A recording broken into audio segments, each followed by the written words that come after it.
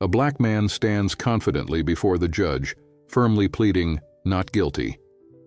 Then he calmly pulls out a letter that no one saw coming, one that flips the entire case upside down. What's in the letter? Before we continue, don't forget to subscribe to the channel, like the video and comment on where you're watching from. Let's get started. The courtroom fell silent as Marcus Johnson rose to his feet. At 42, his broad shoulders carried the weight of a man who had seen too much injustice to be intimidated now. His charcoal suit, borrowed from his brother, hung slightly loose on his frame after 15 months in county lockup awaiting trial.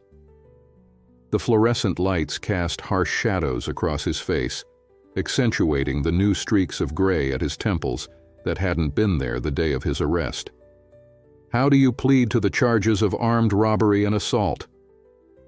Judge Eleanor Hargrove's voice carried throughout courtroom 317, a space that had witnessed countless pleas, verdicts, and sentences over its 70-year history. Marcus's defense attorney, Sarah Chen, a public defender with too many cases and not enough hours, placed a reassuring hand on his arm. They'd been over this a dozen times. The evidence against him was circumstantial but compelling. Security footage showing someone of his build near the convenience store, an eyewitness identification, and his previous record from 20 years ago that the prosecution had fought to include. The smart play was to take the deal they'd offered yesterday, plead guilty to a lesser charge, serve 5 years instead of the potential 20. Sarah had explained this patiently, her tired eyes revealing she'd had this same conversation with countless clients before. "Mr. Johnson?" Judge Hargrove prompted, her patience visibly thinning. Marcus squared his shoulders and locked eyes with the judge. "Not guilty, Your Honor." A murmur rippled through the courtroom. Assistant District Attorney James Wilson, whose perfect record of convictions had fueled rumors of a future political career, smirked slightly. Sarah sighed beside Marcus, her clipboard clutched tightly against her chest. "Very well." Judge Hargrove nodded, making a note on her docket. "Trial is set to begin Monday morning at 9 a.m. Defendant is remanded to custody." As the bailiff approached to escort Marcus back to holding, he did something unexpected. He reached into his suit pocket and pulled out a weathered, folded piece of paper. "Your Honor." His deep voice resonated with a calm certainty that stilled the room. "Before we proceed, I need to submit this letter as evidence." Sarah's head snapped toward her client, confusion etched across her face. This wasn't part of their strategy. She hadn't seen any letter. "Mr. Johnson, all evidence should have been submitted during discovery," Judge Hargrove admonished, her gavel hovering threateningly. "This letter was delivered to me yesterday, Your Honor. It's from Officer Thomas Reynolds." The name dropped like a stone into still water. Officer Reynolds was the lead investigator on Marcus's case, the prosecution's star witness, the man whose testimony about what happened that night at Pete's convenience store would likely determine Marcus's fate. Ada Wilson was on his feet instantly. "Your Honor, this is highly irregular. The defense can't introduce surprise evidence on the day of arraignment." Judge Hargrove's piercing gaze shifted between the prosecutor and the defendant. After 30 years on the bench, she'd developed an instinct for moments that mattered. This was one of them. "Approach the bench, all of you," she ordered. As Marcus walked forward, letter in hand, the courtroom watched in tense silence. The spectators, reporters, and court officers all sensed they were witnessing something significant.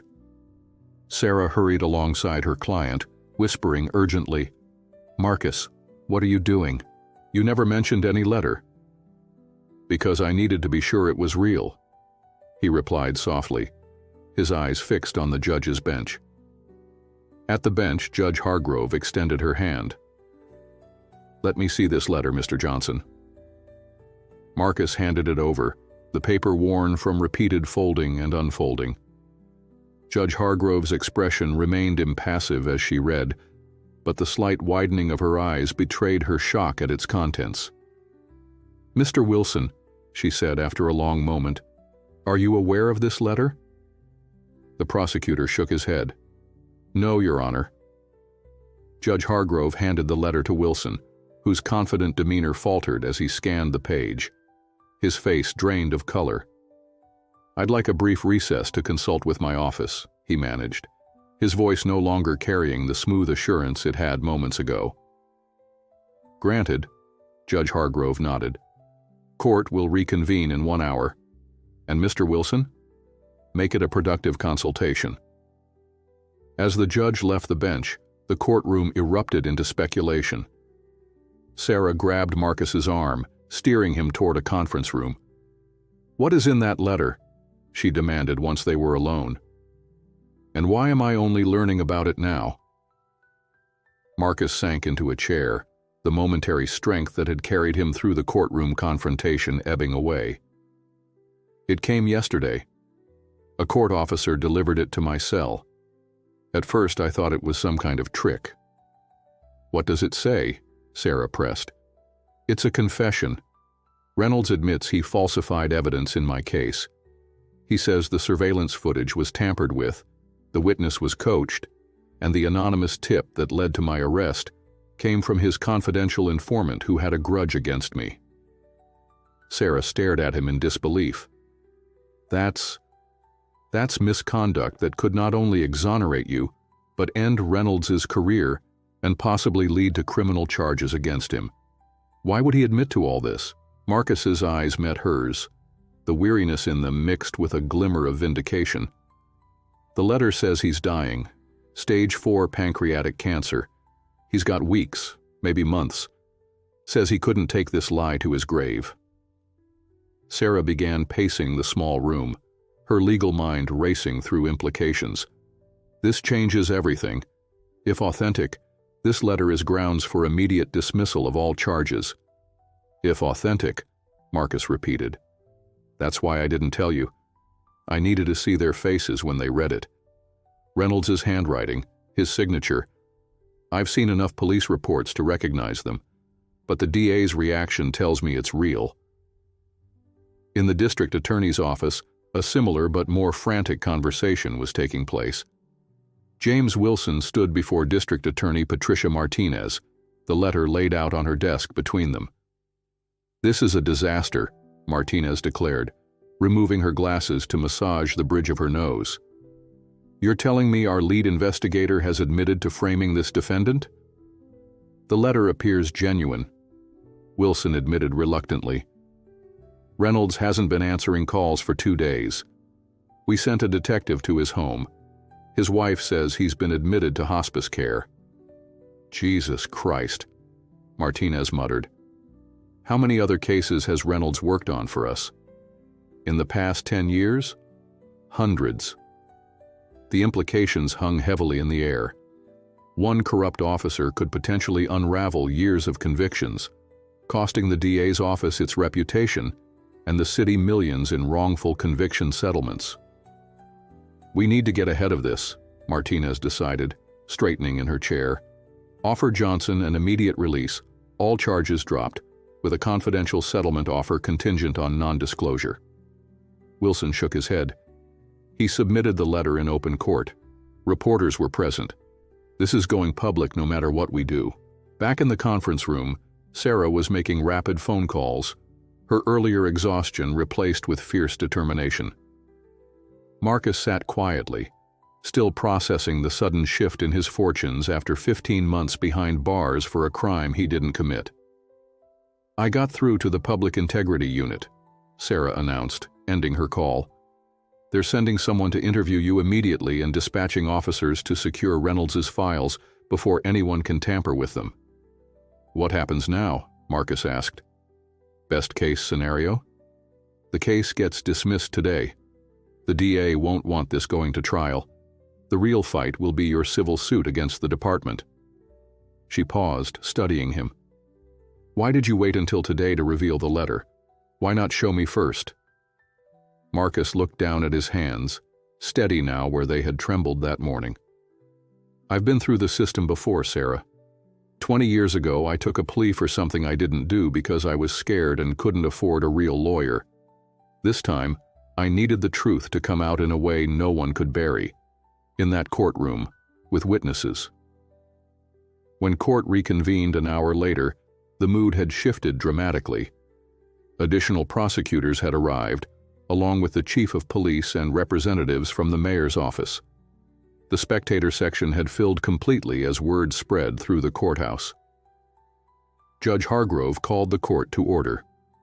I understand the prosecution wishes to address the court regarding the letter submitted by the defendant. District Attorney Martinez herself stood. Yes, Your Honor. After reviewing the letter and conducting a preliminary investigation, the state moves to dismiss all charges against Marcus Johnson without prejudice, pending a full investigation into the conduct of Officer Reynolds and potentially other members of the department. A collective gasp rippled through the courtroom. Sarah squeezed Marcus's arm in triumph, but his expression remained solemn. This was just the beginning. Motion granted, Judge Hargrove declared. Mr. Johnson, you are free to go. This court will refer this matter to the Judicial Ethics Committee and the Department of Justice Civil Rights Division for further investigation. As Marcus stood, the judge added something unusual. Mr. Johnson, this court owes you an apology for the miscarriage of justice you have endured. The system failed you, and for that, I am truly sorry. For the first time since his arrest, Marcus felt tears threatening, not from joy at his freedom, but from the simple acknowledgement of the wrong done to him. As he turned to leave the courtroom a free man, he caught sight of a reporter in the back row, frantically taking notes. The truth would finally be told, and it had all started with a dying man's confession. The afternoon sun cast long shadows across the courthouse steps as Marcus Johnson emerged a free man. The same media that had barely noted his arrest 15 months ago now swarmed around him, microphones thrust toward his face, cameras flashing.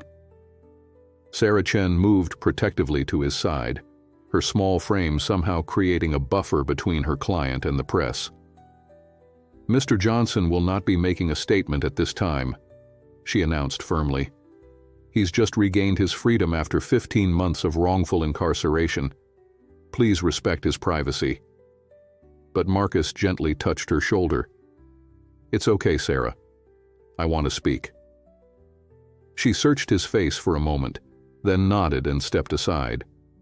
Marcus stood straight, his borrowed suit jacket buttoned despite the warmth of the day. He looked directly into the nearest camera, his voice steady and deliberate. 15 months ago, I was arrested for a crime I didn't commit. Today, the truth has finally come to light. But I am just one man.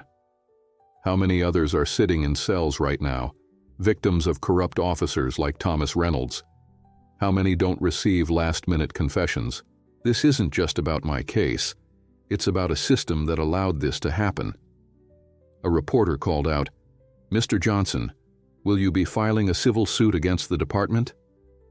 I'll be consulting with attorneys about next steps, he replied. But my immediate focus is reuniting with my family and rebuilding the life that was taken from me. Another shouted, What would you say to Officer Reynolds if you could speak to him? Marcus paused, considering the dying man who had both destroyed and restored his life. I would thank him for finally telling the truth, even if it came too late. And I would ask him how many others are in my position. As the questions continued, a sleek black sedan pulled up to the curb. A tall black woman in a perfectly tailored suit emerged from the back seat, her presence immediately commanding attention. Vivian Washington, founder of the Justice Equality Project and one of the most prominent civil rights attorneys in the country, strode purposefully toward Marcus. The reporter's attention shifted instantly. Ms. Washington, are you representing Mr. Johnson? Vivian ignored the questions, stopping beside Marcus and Sarah. I think that's enough for today, she said firmly. Mr. Johnson has been through an ordeal and deserves time to process his freedom. Before anyone could protest, She smoothly guided Marcus toward her waiting car, Sarah following close behind. Once inside, Marcus exhaled deeply, the composure he'd maintained before the cameras finally cracking. "Thank you," he said quietly. Vivian nodded. "Sarah called me as soon as she learned about the letter. This case could be the key to exposing systemic corruption within the department. But first, let's get you home to your family." Across town, in a modest hospice facility, Officer Thomas Reynolds lay propped up in bed, his once robust frame now skeletal, skin yellowed from liver failure. A small television mounted in the corner of the room showed Marcus Johnson on the courthouse steps. Reynolds watched silently, his sunken eyes fixed on the man whose life he had nearly destroyed. The door opened, and his wife Carol entered, followed by a grim-faced man in an expensive suit, Internal Affairs Captain Robert Chen, no relation to Sarah. "Tom," Carol said softly, "Captain Chen needs to speak with you. I told him you're not well, but—" "It's okay," Reynolds interrupted, his voice a raspy whisper. "I've been expecting this." Carol hesitated, then nodded and left the room. Captain Chen remained standing, his expression unreadable. "You've created quite a situation, Reynolds." Reynolds managed a weak smile. "Thought I'd go out with a bang. This isn't a joke. The department is facing a major scandal. The DA's office is in panic mode. They're already talking about reviewing every case you've ever touched." "Good," Reynolds replied. "They should." Chen pulled a chair closer to the bed and sat down, leaning forward. "Why now, Tom?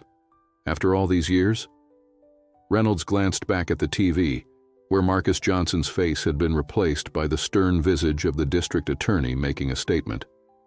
"Dying has a way of clarifying things, makes you see what matters. And Marcus Johnson matters? A guy with a record?" Reynolds's gaze hardened.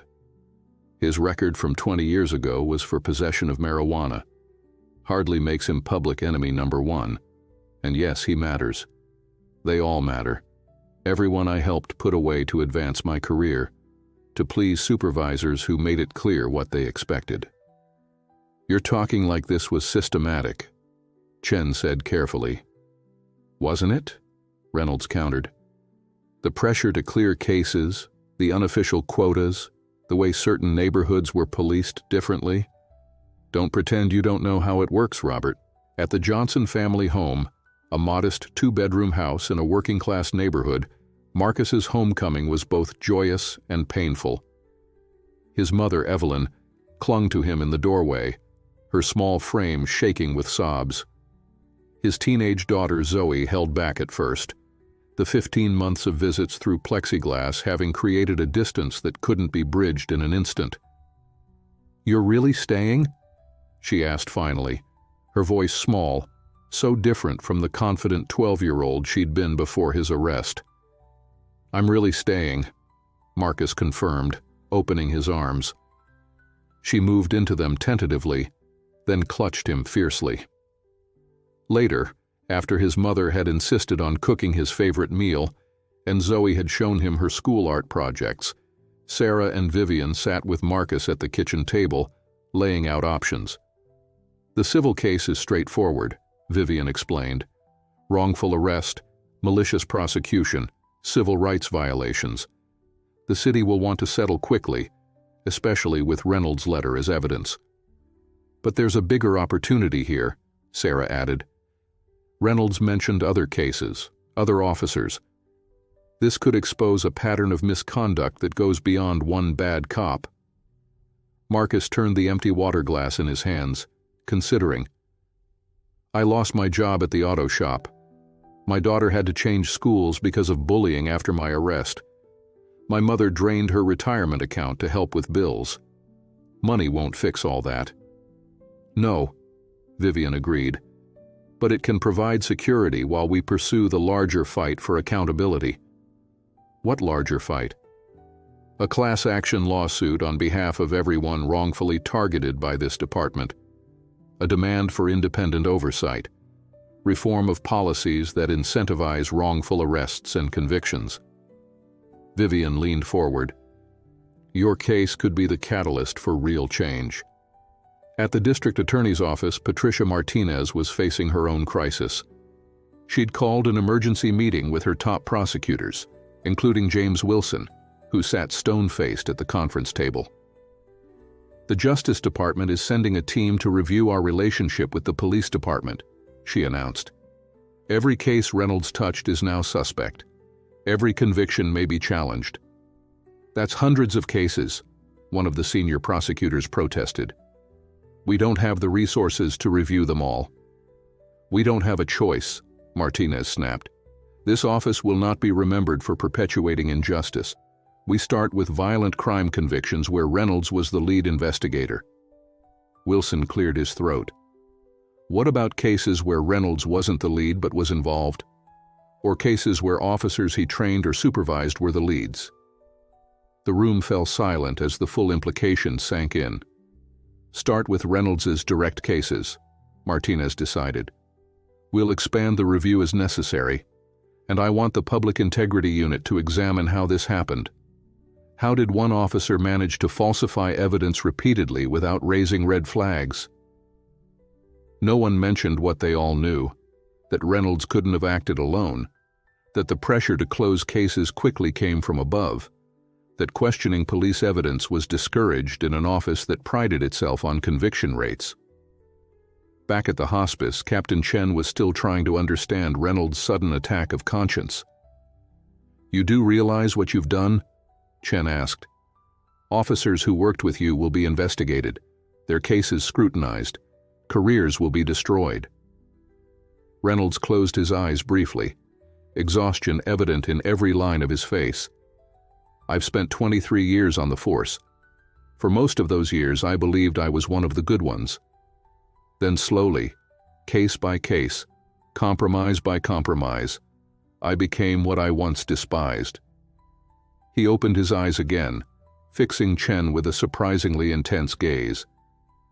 The Marcus Johnson case broke me. I knew. He wasn't at that store that night. But Lieutenant Weber was breathing down my neck about clearance rates. The witness was uncertain until I showed her Johnson's old booking photo 3 times. The surveillance footage was grainy until our tech guy enhanced it. He stopped, a coughing fit racking his frail body. Chen poured a cup of water from the bedside pitcher and helped him drink. Internal Affairs will need a formal statement, Chen said when Reynolds had recovered. I'll give you names, dates, cases, Reynolds agreed, but you need to promise me something. I'm not in a position to make deals, Tom. Not a deal, a promise. Marcus Johnson gets justice. Not just freedom, but real justice. And so do all the others. Chen studied the dying man before him, a decorated officer who had just torpedoed his legacy and potentially the department's reputation. I'll do what I can, he said finally. As he rose to leave, Reynolds called after him. Robert? It goes higher than you think, all the way to the top. The warning lingered in the air long after Chen had gone. A ticking time bomb about to explode beneath the foundations of the city's criminal justice system. 3 days after Marcus Johnson's release, the city was gripped by what the media had dubbed the Reynolds Revelation. News vans remained parked outside police headquarters, the courthouse, and the district attorney's office. The Justice Department had officially announced an investigation into patterns and practices within the police department, and the mayor had scheduled a press conference to address the growing scandal. Marcus sat at his mother's kitchen table, coffee growing cold as he scrolled through news articles on the tablet Vivian Washington had provided him. His own face looked back at him from nearly every story, alongside images of Officer Reynolds in his police uniform from better days. The narratives painted him as either a victim-turned-hero or an ex-con who'd caught a lucky break, depending on the political leanings of the publication. You shouldn't read all that, Evelyn Johnson advised, placing a plate of scrambled eggs in front of him. It'll just upset you. I need to know what's being said, Ma, Marcus replied, though he set the tablet aside. Vivian says public opinion matters for what comes next. Evelyn's lined face registered concern. And what exactly comes next? I thought it was over. Before Marcus could answer, the doorbell rang. Zoe emerged from her bedroom to answer it, still in her pajamas despite it being nearly noon.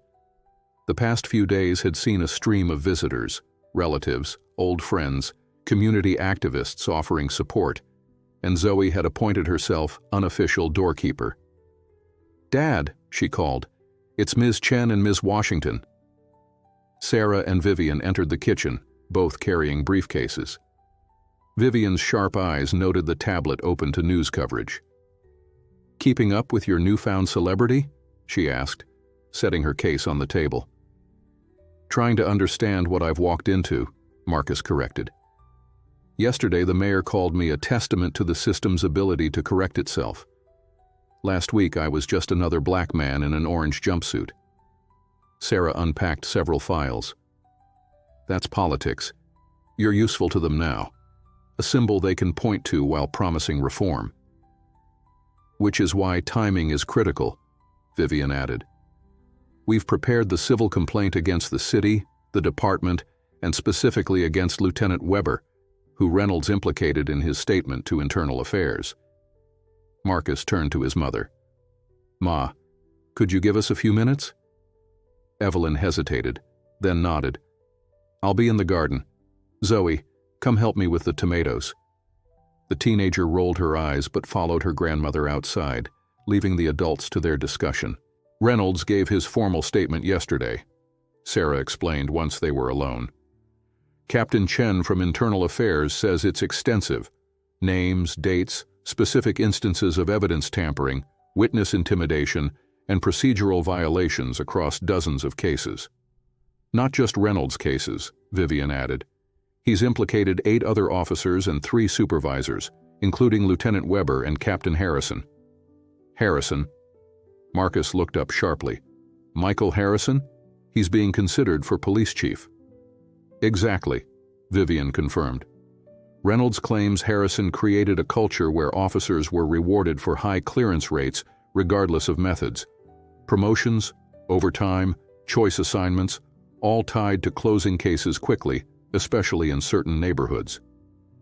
"They're calling it selective enforcement," Sarah said, "but it's racial profiling with a bureaucratic name." Marcus absorbed this information, his expression hardening. "So, what does this mean for our case?" "It means we have leverage," Vivian replied. "The city can't afford a prolonged public battle, not with the Justice Department involved and a potential police chief implicated. They'll want to settle quickly and quietly." "How quickly?" "They've already reached out through back channels. They're starting at $850,000. Marcus's eyebrows rose. "That's a lot of money." "It's an insult," Vivian countered. 15 months of your life, damage to your reputation, trauma to your family. We're countering at $3 million, plus policy changes and an independent review board." Outside, Zoe was helping her grandmother stake tomato plants, her movements mechanical as her mind clearly wandered elsewhere.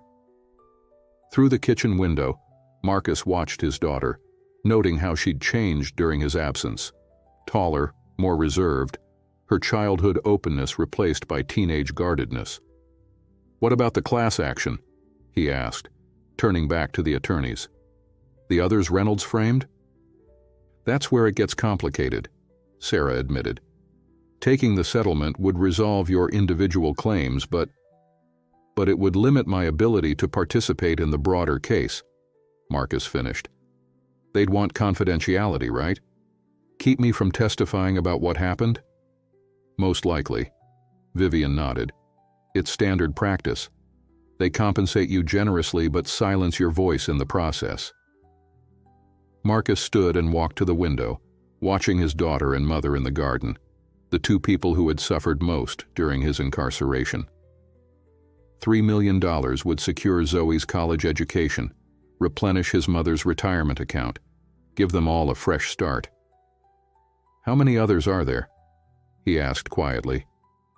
People like me, who Reynolds helped put away. Based on his statement, at least 37 cases with direct evidence tampering, Sarah replied. Potentially hundreds more with procedural violations or selective enforcement. Most don't have a confession letter, Vivian added. Without your case breaking things open, they might never get justice. Across town at police headquarters, Captain Robert Chen sat in a secure conference room, the walls lined with case files. Beside him, 2 Justice Department investigators and a representative from the FBI's Civil Rights Division reviewed Reynolds's statement, occasionally asking for clarification. And Lieutenant Weber explicitly directed officers to focus on these neighborhoods? Asked Special Agent Tasha Morris, tapping a highlighted section of Reynolds' testimony. According to Reynolds, yes, Chen confirmed. He claims Weber called them high-yield enforcement zones, but they corresponded almost exclusively with predominantly Black and Latino areas. And Captain Harrison approved this strategy? Asked DOJ Attorney Marcus Patel. Apparently, Harrison not only approved but developed performance metrics around it. Officers with high arrest rates in these zones received preferential treatment. The investigators exchanged glances. We'll need to interview Harrison immediately, Morris decided, and secure his departmental emails before anything can be deleted. Chen shifted uncomfortably. Harrison has friends in the mayor's office. This is going to get politically complicated. It already is, Patel replied grimly. But we're just getting started. In the hospice room across town, Thomas Reynolds received an unexpected visitor. District Attorney Patricia Martinez had come alone, her usual security detail left in the lobby at her insistence. You look terrible, Tom, she said, taking the chair beside his bed. Dying will do that, he rasped. Why are you here, Pat? Come to see the ship sinker up close? Martinez sighed, setting her handbag aside. I came to understand. 23 years on the force, decorated twice for valor. Why throw it all away now? Reynolds managed a weak laugh that dissolved into coughing. Throw it away? I've been throwing it away for years. Every time I falsified a report, every time I pushed a witness toward the suspect we wanted instead of the truth. The real question is why I waited so long to come clean. And the answer? Martinez asked quietly. Reynolds's gaze drifted to the window, where afternoon sunlight filtered through half-drawn blinds. I arrested a 19-year-old kid last year, Tremaine Wilson. Smart kid, scholarship to City College, working nights at a warehouse to help his mother with rent. We needed someone for a string of car thefts. His cousin had a record, and Tremaine had been seen in the cousin's car. Weber said he was good enough. He paused, gathering strength. I saw him last month on my way to a chemo appointment. He was coming out of the courthouse after taking a plea deal. 5 years. His mother was crying on the steps. He saw me, and you know what he did? He nodded at me, like he respected me, like I was still something honorable. Tears slid down Reynolds's hollowed cheeks. That's when I knew I couldn't take it to my grave. Marcus Johnson was just the most recent. There are so many others. Martinez leaned forward. How high does it go, Tom? The truth. Reynolds met her eyes. Harrison was the architect, but he had blessing from above. The previous commissioner knew. The mayor's office liked the numbers. Crime down, arrests up. Nobody asked questions about which neighborhoods we were targeting or how we got our confessions. You understand I'll need to take this further, Martinez said.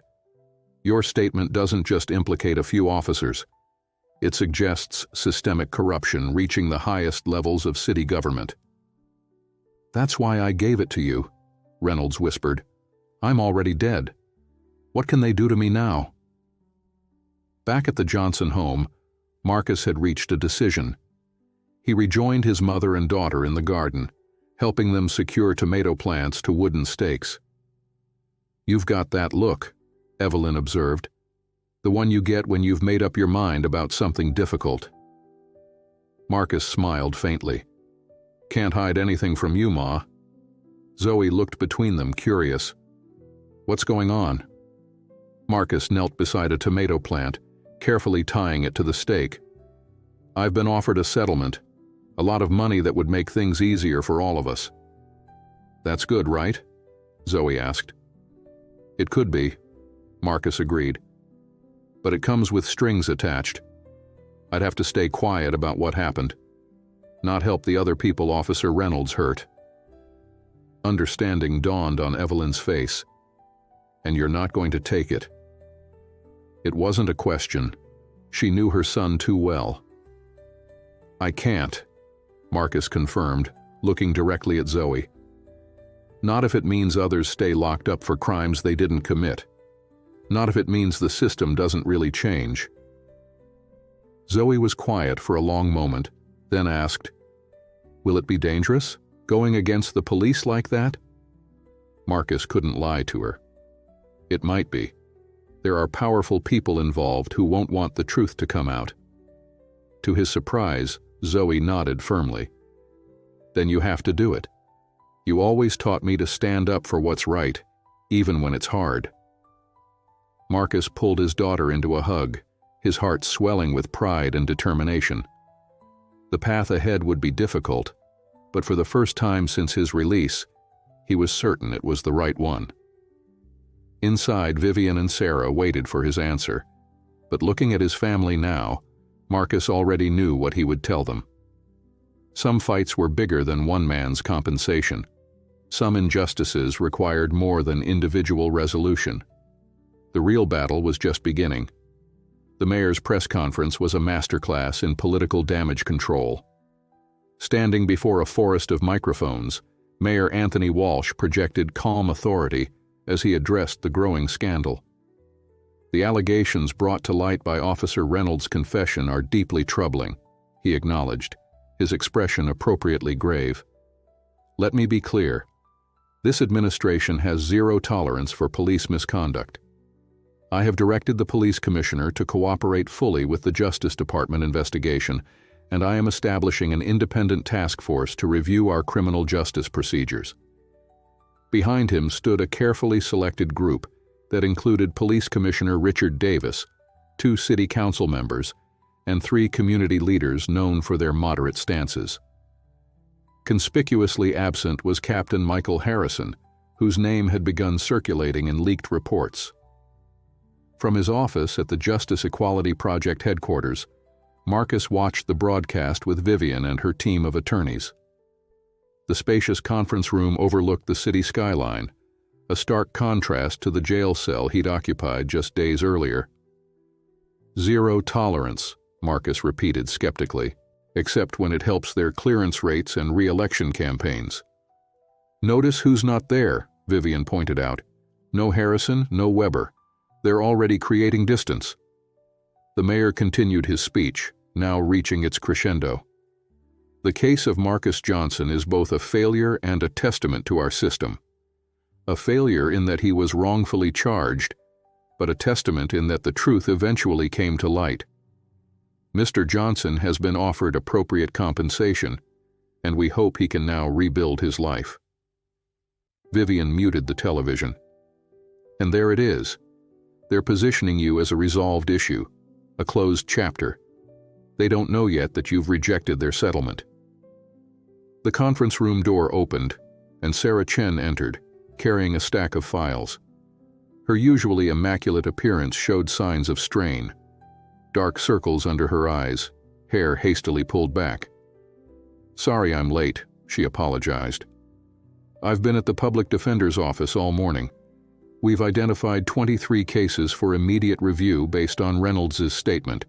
People currently incarcerated with Reynolds as the lead investigator and similar patterns of evidence. She spread photographs across the table, mugshots of men and women, predominantly Black and Latino, ranging from young adults to middle-aged individuals. These are just the active cases, Sarah continued, the ones with people still behind bars. There could be hundreds more who've already served their sentences or taken plea deals to avoid longer terms. Marcus studied the faces, seeing reflections of his own experience in each one. Have they been notified about Reynolds' confession? Not officially, Sarah replied. The DA's office is moving cautiously, reviewing each case individually rather than acknowledging a systemic problem. They're afraid of a flood of appeals and lawsuits, Vivian explained, which is exactly what we're going to give them. She turned to Marcus. Are you absolutely certain about rejecting the settlement? Once we file the class action, there's no going back. The city will paint you as greedy, opportunistic. I'm sure, Marcus interrupted. These people deserve the same chance I got, and the system needs more than just window dressing changes. Vivian nodded, satisfaction evident in her expression. In that case, we move forward immediately. Sarah, can you get affidavits from family members of those still incarcerated? We'll need personal impact statements. Already on it, Sarah confirmed. I've scheduled meetings with 15 families over the next 3 days. As they continued strategizing, Marcus's phone vibrated with an incoming call. The number was unfamiliar, but he answered anyway, stepping away from the table.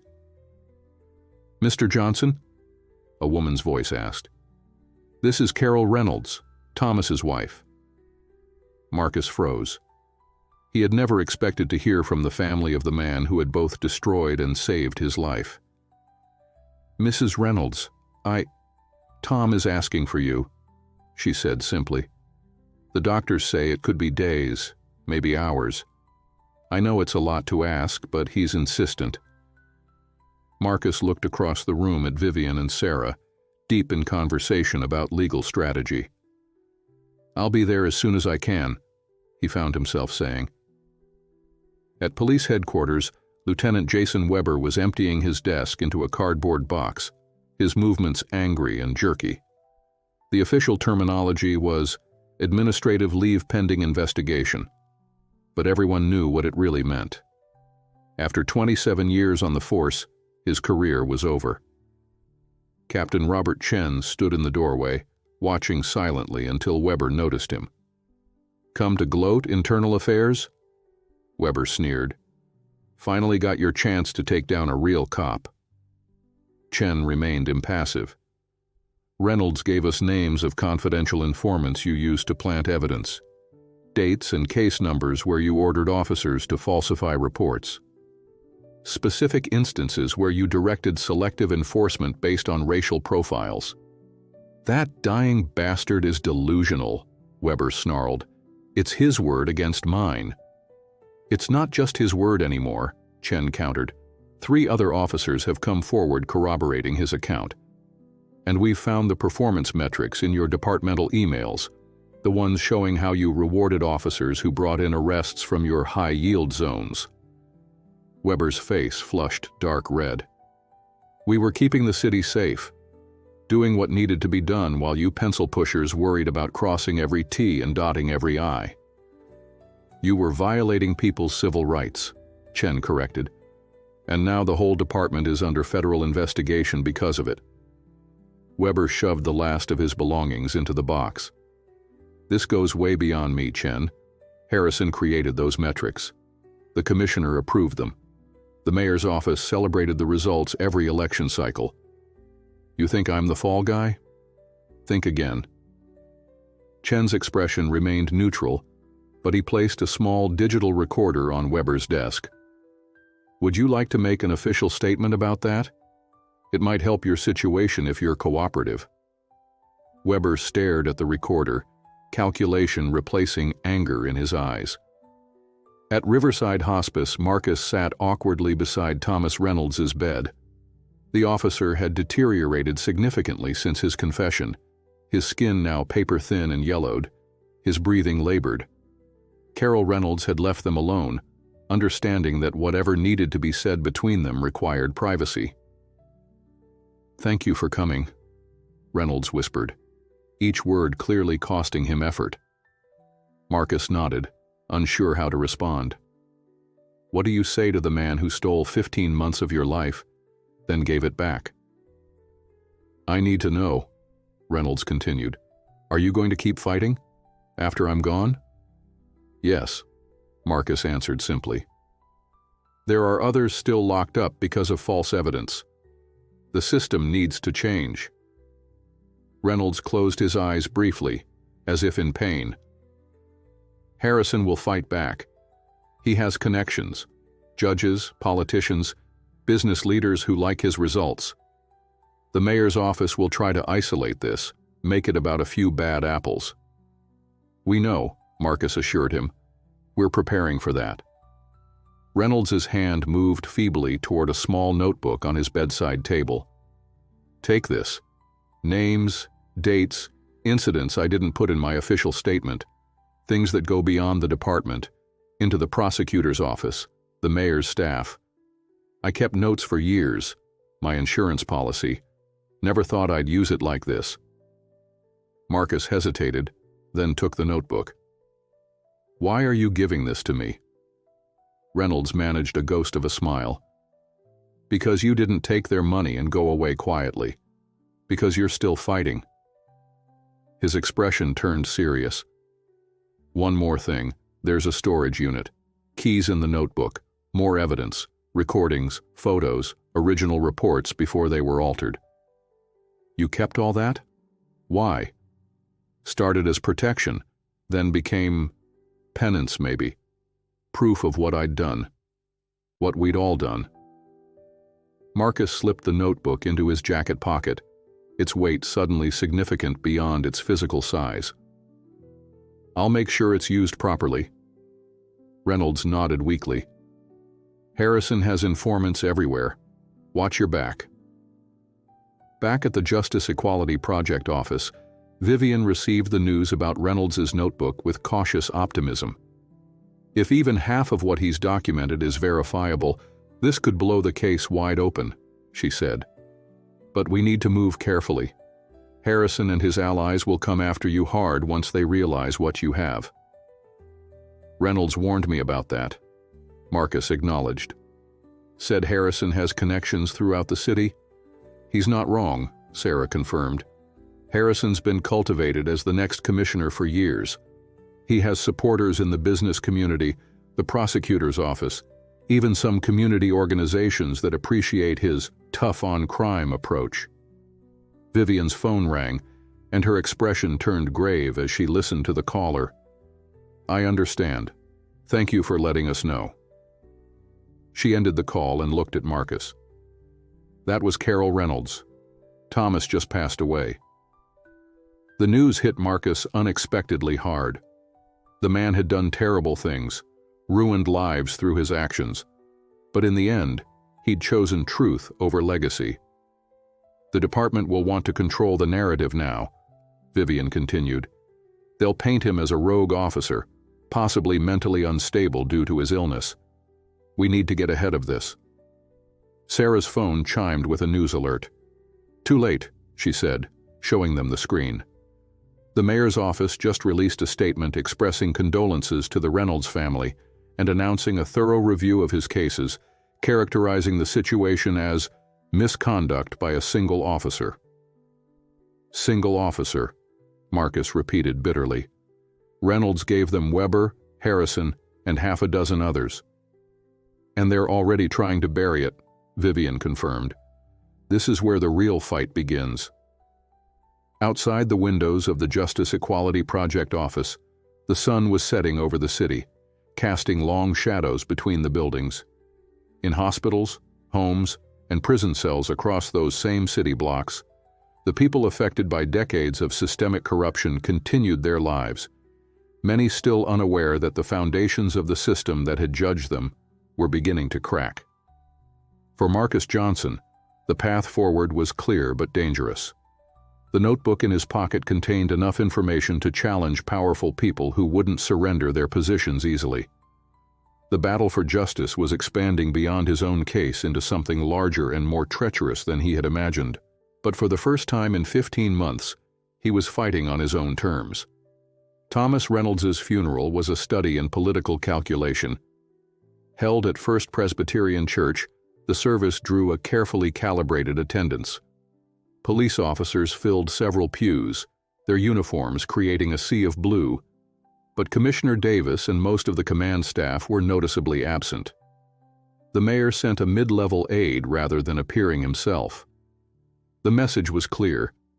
Reynolds was being distanced from the department he had served for over 2 decades. Marcus stood at the back of the church, ignored by most attendees. He hadn't planned to come but felt a complicated obligation to the man whose confession had freed him. Carol Reynolds had acknowledged him with a nod when he entered, but they hadn't spoken. What was there to say? Her husband had destroyed lives, including Marcus's, but had finally chosen truth in his final days. No simple condolence could encompass that complexity. As the minister spoke of service and sacrifice, Marcus noticed a distinguished older man in an expensive suit slipping into the pew beside Carol. Though they didn't speak, she seemed to take comfort in his presence. Something about the man's bearing suggested authority, the kind that came from decades of wielding power. "Judge William Montgomery," a voice murmured beside Marcus. He turned to find Sarah Chen, who had quietly joined him. "He's been on the bench for 30 years, handled many cases Reynolds investigated." "Another piece of the puzzle?" Marcus asked quietly. "Possibly. Montgomery has one of the highest conviction rates in the circuit. Defense attorneys have complained for years about his bias toward police testimony." As the service concluded, Marcus and Sarah slipped out before the crowd dispersed. In the parking lot, Sarah pointed to a sleek black Audi where Captain Michael Harrison sat behind the wheel, watching the church doors. "He's not even trying to be subtle," Sarah observed. "He's sending a message." "Let him," Marcus replied. "We have messages of our own to deliver." Later that day, Marcus sat in a storage facility on the outskirts of the city, surrounded by cardboard boxes. The key from Reynolds's notebook had led them to Unit 237, paid up for another 3 years under a corporate name. Inside, they'd found what Reynolds had promised: evidence meticulously organized and documented. Vivian Washington sorted through a box of miniature recording devices. "Reynolds was thorough," she remarked. "These are dated and labeled by case number." Sarah examined a stack of police reports. Original reports next to the altered versions. "Look at this one. The witness statement completely changes from average height black male, couldn't see face, to tall black male with distinctive walk after Weber reviewed it." Marcus held up a flash drive. "This one's labeled Harrison Mayor's office." Vivian took it carefully. "We'll need to review all of this before deciding how to proceed. Some of it may not be admissible if it was obtained improperly, but it could still guide our investigation." "How much time do we have?" Marcus asked. "Before they figure out we have this?" "Not long," Vivian admitted. "Reynolds's death is already being used to reshape the narrative. The department released a statement calling his accusations the troubled perceptions of a dying man and emphasizing his mental deterioration in his final months." Marcus's jaw tightened. "They're erasing his confession." "Trying to," Sarah corrected. "But the Justice Department investigation continues, and we still have the original letter and his sworn statement to Internal Affairs." Vivian began organizing the materials for transport. "We need to get all of this to a secure location immediately. Our office has a safe room designed for sensitive evidence." As they worked, Marcus's phone vibrated with an incoming call. The screen showed unknown caller, but he answered anyway. "Mr. Johnson?" The voice was male, older, with the precise diction of someone accustomed to being heard. "This is Judge William Montgomery. I believe we need to talk." Marcus caught Vivian's eye and put the phone on speaker.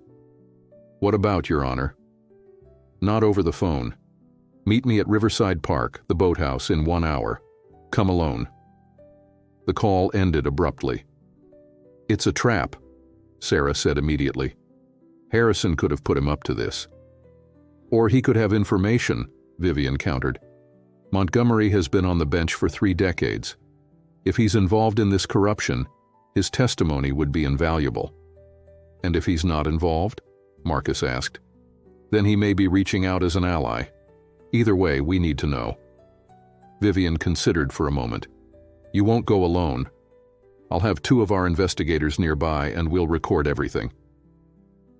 At Riverside Park, the afternoon sun glinted off the water as Marcus approached the boathouse. Judge Montgomery stood on the small dock, feeding breadcrumbs to ducks. He wore casual clothes now, khakis and a golf shirt, but his authoritative bearing remained unmistakable.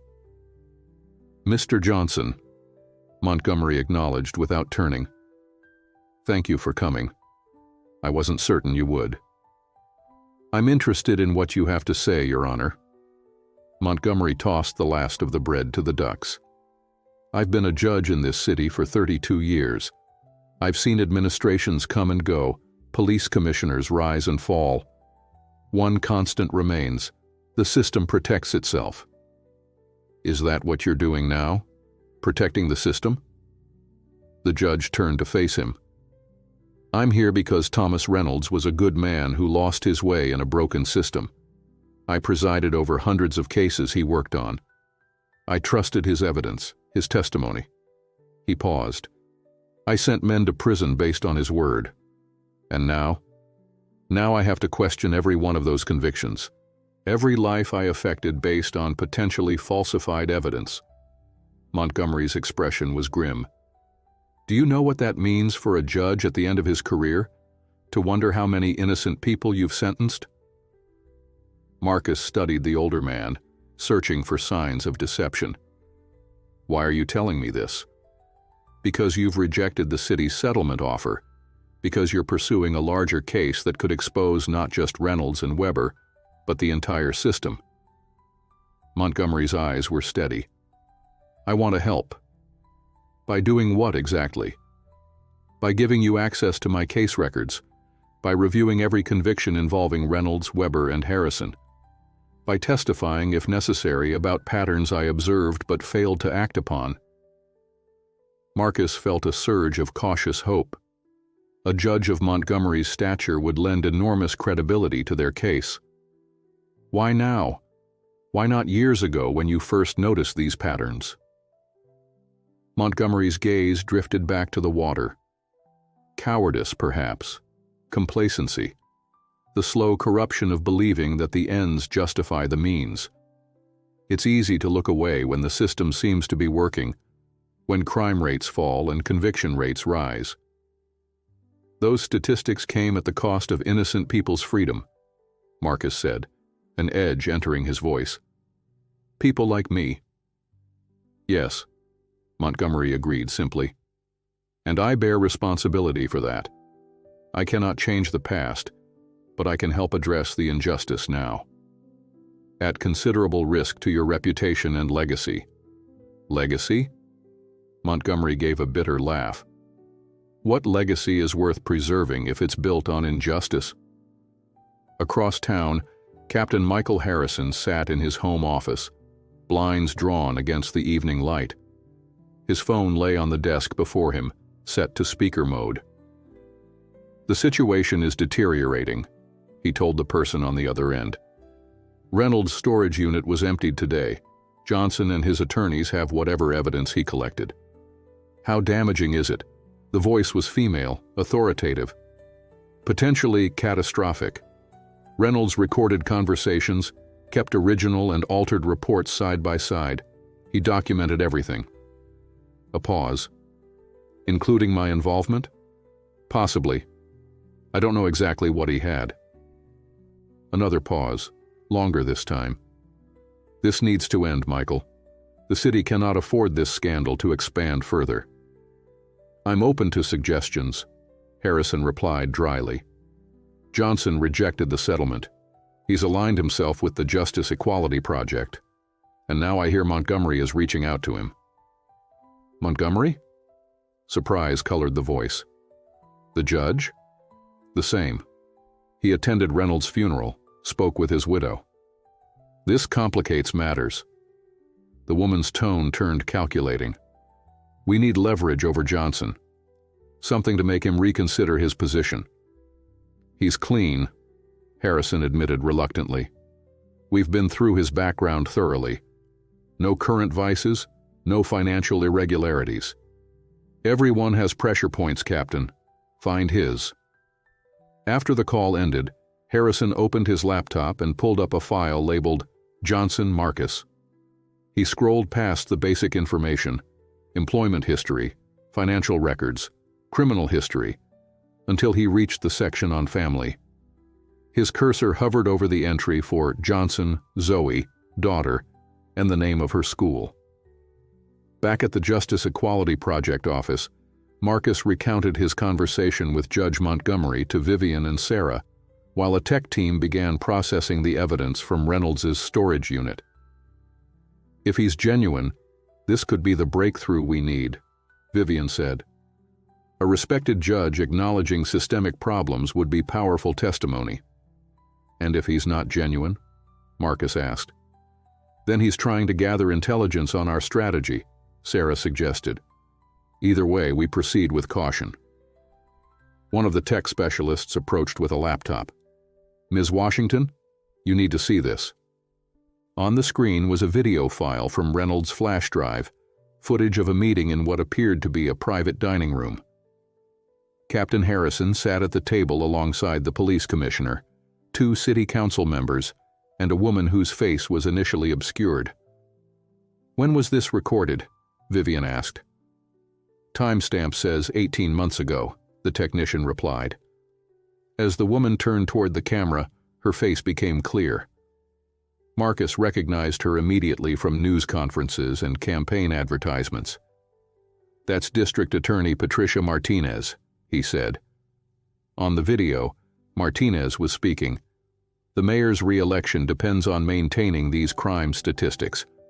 Captain Harrison's approach is delivering results. If certain elements in these neighborhoods have complaints about enforcement tactics, they need to take responsibility for the criminal elements in their communities. The tech specialist paused the video. There's hours more like this.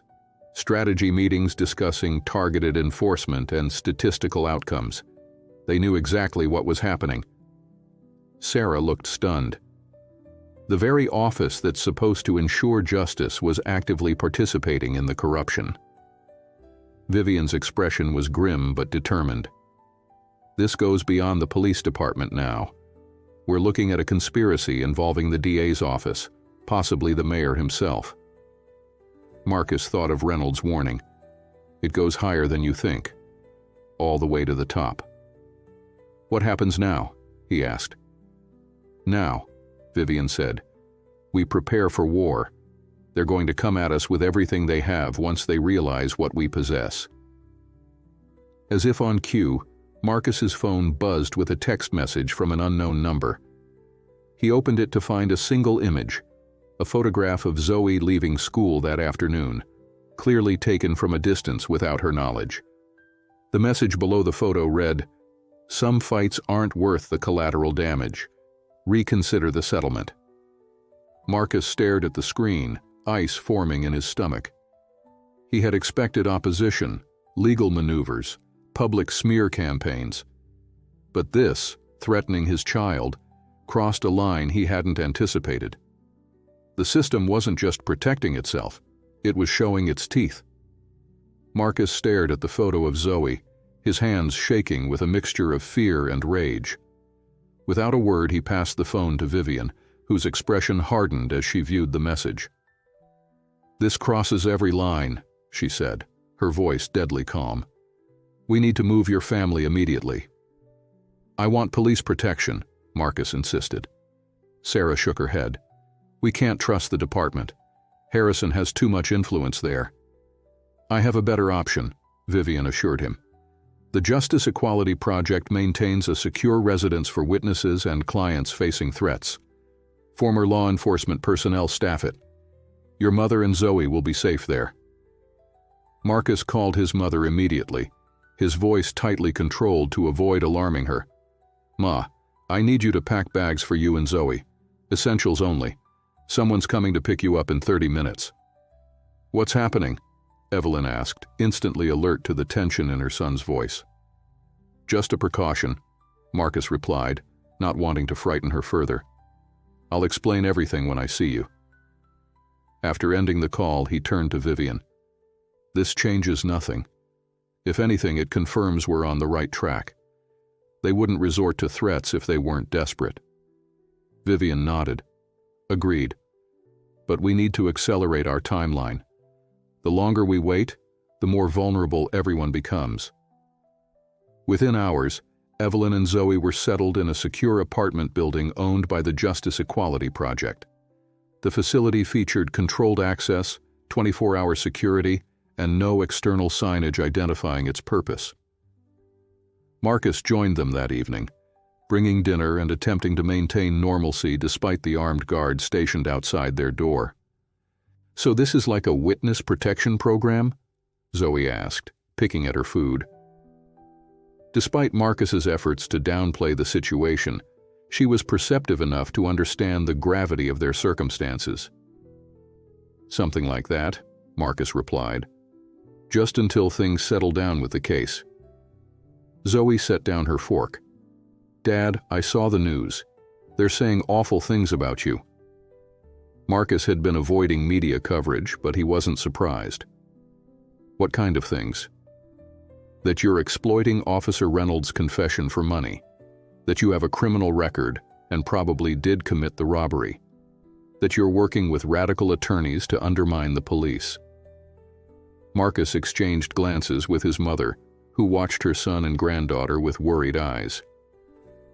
Do you believe any of that? He asked Zoe.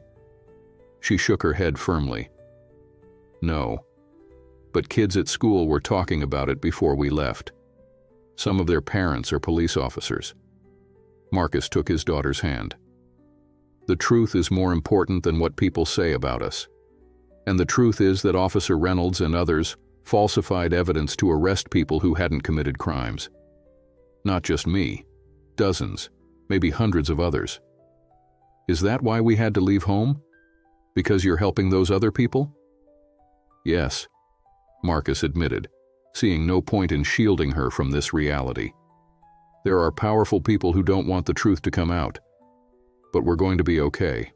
I promise. The next morning, the Justice Equality Project held a press conference on the courthouse steps. Vivian Washington stood at a podium, flanked by Marcus, Sarah, and 5 other individuals, men and women of various ages, all people of color, all former defendants in cases handled by Reynolds, Weber, or Harrison. Today we are filing a class action lawsuit against the city, the police department, and specific officials who participated in a systematic pattern of corruption and civil rights violations, Vivian announced to the assembled reporters. Our lead plaintiff, Marcus Johnson, was exonerated when Officer Thomas Reynolds confessed to falsifying evidence. But Mr. Johnson is just one of many victims. She gestured to the people standing beside her. James Watkins spent 4 years in prison based on manufactured evidence. Alicia Ramirez took a plea deal rather than risk a longer sentence at trial, despite her innocence. Michael Torres lost his business, his home, and nearly his family due to wrongful prosecution. Each person nodded as their name was called, their expressions solemn but determined. The evidence we have collected demonstrates not just isolated incidents of misconduct, but a coordinated effort involving police officers, supervisors, and officials in the district attorney's office. This corruption was not the work of one dying officer with regrets. It was institutional, systematic, and deliberate. Reporters shouted questions, which Vivian fielded with practiced precision. When asked about specific evidence, she replied, "We have documented proof of evidence tampering, witness intimidation, and falsified reports across dozens of cases. We have recordings of meetings where high-ranking officials, including Captain Michael Harrison and members of the district attorney's office, discussed these tactics explicitly." As the press conference concluded, Marcus stepped to the microphone. "I was offered money to stay quiet, to go away and let others remain imprisoned for crimes they didn't commit. I refused. Then my family was threatened. His voice remained steady despite the anger bubbling beneath his words. But intimidation won't stop us from seeking justice. Not just for me, but for everyone affected by this corruption. Across town, in the mayor's office, Anthony Walsh watched the press conference on a mounted television, his expression darkening with each statement. Beside him, Police Commissioner Davis and District Attorney Martinez sat in uncomfortable silence. "This is a disaster," Walsh finally said, muting the television. "Washington is claiming to have recordings of strategy meetings. Is that possible?" Martinez looked ill. If Reynolds was secretly recording, yes. We had several meetings with Harrison and his team about enforcement priorities. Enforcement priorities, Walsh repeated. Not evidence tampering or civil rights violations. The language used was careful, Davis admitted. But in context, with Reynolds's confession. Walsh slammed his hand on his desk. "I don't want context. I want deniability. I'm up for re-election in 4 months." "We can challenge the admissibility of any recordings," Martinez suggested. "If they were made without consent." "That's your solution?" Walsh interrupted. "Technicalities? The public doesn't care about admissibility. They care about corrupt officials framing innocent people." He paced behind his desk. "We need to get ahead of this. Damage control." "Harrison has been reaching out to his contacts in the media," Davis offered, "working to discredit Johnson and the others, emphasizing their prior records, suggesting financial motives." "Not enough," Walsh decided. "We need to demonstrate decisive action. Commissioner, you'll announce Harrison's suspension pending investigation. Patricia, your office will create a conviction review unit specifically for cases involving the officers Reynolds implicated." "A suspension will look like an admission of guilt," Davis protested. "And a review unit will open floodgates of appeals," Martinez added. Walsh fixed them both with a hard stare. "Would you prefer indictments? Because that's where this is heading if we don't act quickly. We make these concessions now, show we're taking the allegations seriously, while working behind the scenes to contain the damage." Back at the secure residence, Marcus spent the afternoon with James Watkins and Alicia Ramirez, 2 of the plaintiffs from the press conference. They sat around the kitchen table, sharing their stories and reviewing case details with Sarah. 4 years, James said quietly. He was in his mid-30s but looked older, his eyes carrying the weight of lost time. "My daughter was 7 when I went in, 11 when I got out. She barely knew me anymore." "Reynolds was the arresting officer?" Sarah asked, making notes. James nodded. "Him and another cop named Diaz. They claimed they found drugs in my car during a traffic stop, but there were no drugs. They planted them, then discovered them." "Did you fight it at trial?" "My public defender said it was my word against 2 officers. Take the plea for 4 years or risk 15 at trial." His laugh was hollow. "Some choice." Alicia's story was similar, a fabricated shoplifting charge that escalated to assault when she protested her innocence. "Weber was the supervisor. He's the one who said I attacked the security guard, even though the store's own camera showed I didn't." As they spoke, Marcus felt the weight of their experiences alongside his own. 15 months had been stolen from him, but James had lost 4 years. Others had lost even more. "When I was inside," Marcus shared, "I kept thinking about all the guys claiming they were innocent. Most of us tune it out after a while. Everybody says they didn't do it, right? But now I wonder how many were telling the truth." That evening, after the others had gone, Marcus sat with Zoe, helping her with homework, trying to maintain some semblance of normalcy. Evelyn had already gone to bed, exhausted by the stress of their sudden relocation. "Dad?" Zoe asked, looking up from her math problems. "Are we in danger?" Marcus considered sugarcoating his answer, then thought better of it. She deserved honesty. There are people who feel threatened by what we're doing. The move is a precaution." She nodded, processing this. "I'm scared sometimes, but I'm also proud of you." His throat tightened with emotion. "I'm proud of you too, Zoe. You're handling all this with more strength than most adults would." "Mom would be proud too," she added quietly.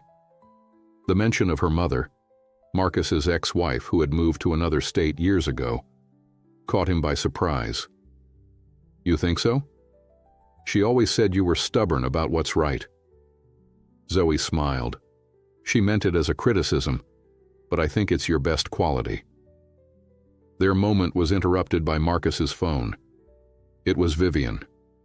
"Turn on the news," she said without preamble. "Channel 7.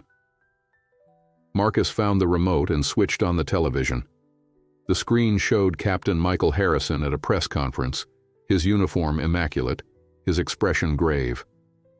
"As a police officer with 26 years of dedicated service, I am deeply troubled by the accusations made against our department," he was saying. "I categorically deny any involvement in evidence tampering or civil rights violations. These allegations stem from the confused recollections of a terminally ill officer and the opportunistic claims of individuals with criminal histories." He looked directly into the camera. "I welcome a full investigation into these matters, confident that my record of service will speak for itself. In the meantime, I've requested administrative leave to ensure the investigation proceeds without any appearance of interference." The camera pulled back to reveal Police Commissioner Davis standing beside him, nodding in apparent solidarity. "Damage control," Vivian commented over the phone. "They're sacrificing Reynolds' reputation to protect themselves." "Will it work?" Marcus asked, watching Zoe's reaction to Harrison's statement. "Not once we release the recordings," Vivian assured him. "Reynolds may be gone, but his evidence speaks for him now, and it tells a very different story than the one Harrison is selling." The city became a battleground of competing narratives in the days following the class action filing.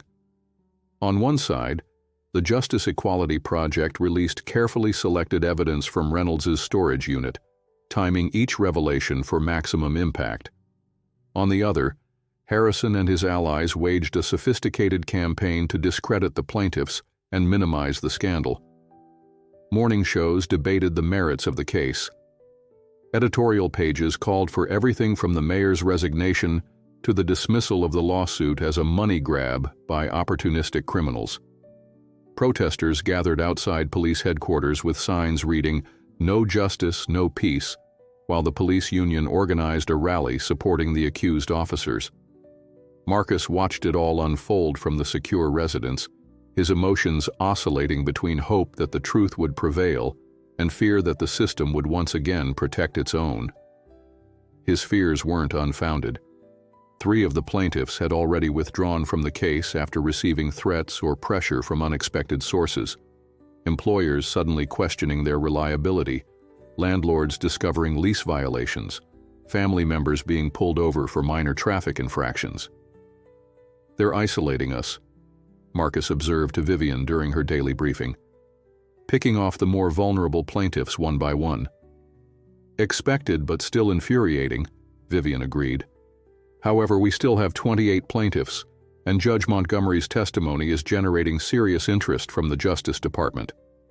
The judge had become their most powerful ally, reviewing hundreds of case files and identifying patterns of misconduct that spanned years. His meticulous documentation provided a roadmap of corruption that was difficult to dismiss as the delusions of a dying officer. "What about the recordings?" Marcus asked. "When do we release those?" "Today," Vivian replied. "We've edited the most damning segments into a 10-minute compilation. The full recordings will be provided to federal investigators, but the public needs to hear Harrison, Martinez, and the others in their own words." The media advisory went out at noon, announcing a press conference at 3 p.m. where audio evidence of systemic corruption at the highest levels of city government would be presented. Within minutes, every major news outlet had confirmed their attendance. In the district attorney's office, Patricia Martinez slammed her door closed and turned to her crisis management team with barely contained panic. What recordings could they possibly have? Every meeting with Harrison was private. Her chief of staff, David Chen, looked grim. We have to assume Reynolds was wearing a wire. Remember those strategy dinners at Vincenzo's? The private room where we discussed enforcement priorities with Harrison and the commissioner?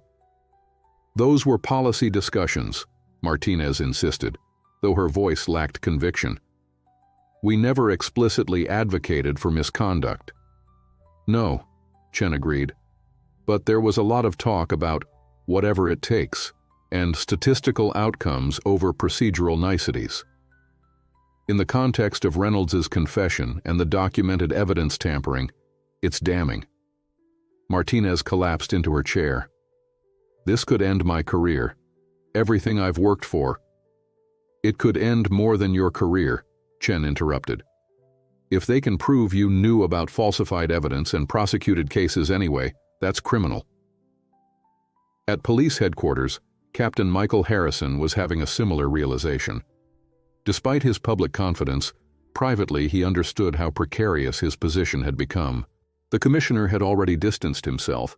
The mayor's office was sending signals about individual accountability, and several officers under his command had requested transfers. Harrison's phone rang, a private number he recognized. "We have a problem," he said without preamble when he answered. "I'm aware," replied the female voice he'd spoken with earlier. "The press conference at 3. If Reynolds recorded our meetings at Vincenzo's, then we were discussing enforcement strategies to reduce crime in high-risk neighborhoods," she cut in smoothly. "Nothing more." "Patricia won't hold up under pressure," Harrison warned. "She's already looking for someone to blame." "Let me worry about the district attorney," the voice replied. "You focus on discrediting Johnson and Montgomery. The judge's involvement is particularly troubling." "I'm working on it," Harrison assured her. "But we need to consider more direct intervention." A pause. "Be specific." "The evidence from Reynolds's storage unit. If it were to disappear..." "Too late for that. They've certainly made copies." Another pause. "But perhaps a more personal approach might be effective. Johnson's daughter already tried intimidation. It only strengthened his resolve." "I wasn't suggesting intimidation." The voice had turned cold. "Accidents happen, Captain. Tragic ones that remind people of the fragility of life and the importance of family over principle." Even Harrison, with all his compromised ethics, felt a chill at her words. "That's crossing a line I won't step over." "Then prepare to sacrifice your career and freedom," she replied before hanging up. Harrison sat motionless, the phone still in his hand, weighing his limited options. He had always seen himself as a pragmatist, not a villain, someone who understood that achieving order sometimes required flexibility with rules. But now he was being pushed towards something darker, something irredeemable. With sudden resolution, he dialed another number. "I need to speak with Marcus Johnson," he said when Sarah Chen answered. "It's urgent." At the Justice Equality Project office, final preparations for the press conference were underway when Sarah received Harrison's call. Her immediate instinct was to refuse any contact, but something in his tone gave her pause. "He says it's about Zoe's safety," she told Marcus after putting Harrison on hold. He sounded genuinely concerned. Marcus's first thought was that this was another attempt at intimidation, but he was too careful a father to dismiss any potential threat to his daughter. "Put him on speaker," he decided. Harrison's voice filled the conference room, tense and hurried. "Johnson, listen carefully. I don't have much time. There's been talk about moving beyond threats to actual harm. Not from me. I never authorized the photo of your daughter, but from higher up." Vivian stepped closer to the phone. "Captain Harrison, this is Vivian Washington. Are you saying someone is planning to harm Zoe Johnson?" "I'm saying there are people involved who see this as an existential threat to their power and position." People who believe the ends justify any means. "Why are you telling us this?" Marcus demanded, struggling to control his anger and fear. Harrison's laugh was bitter.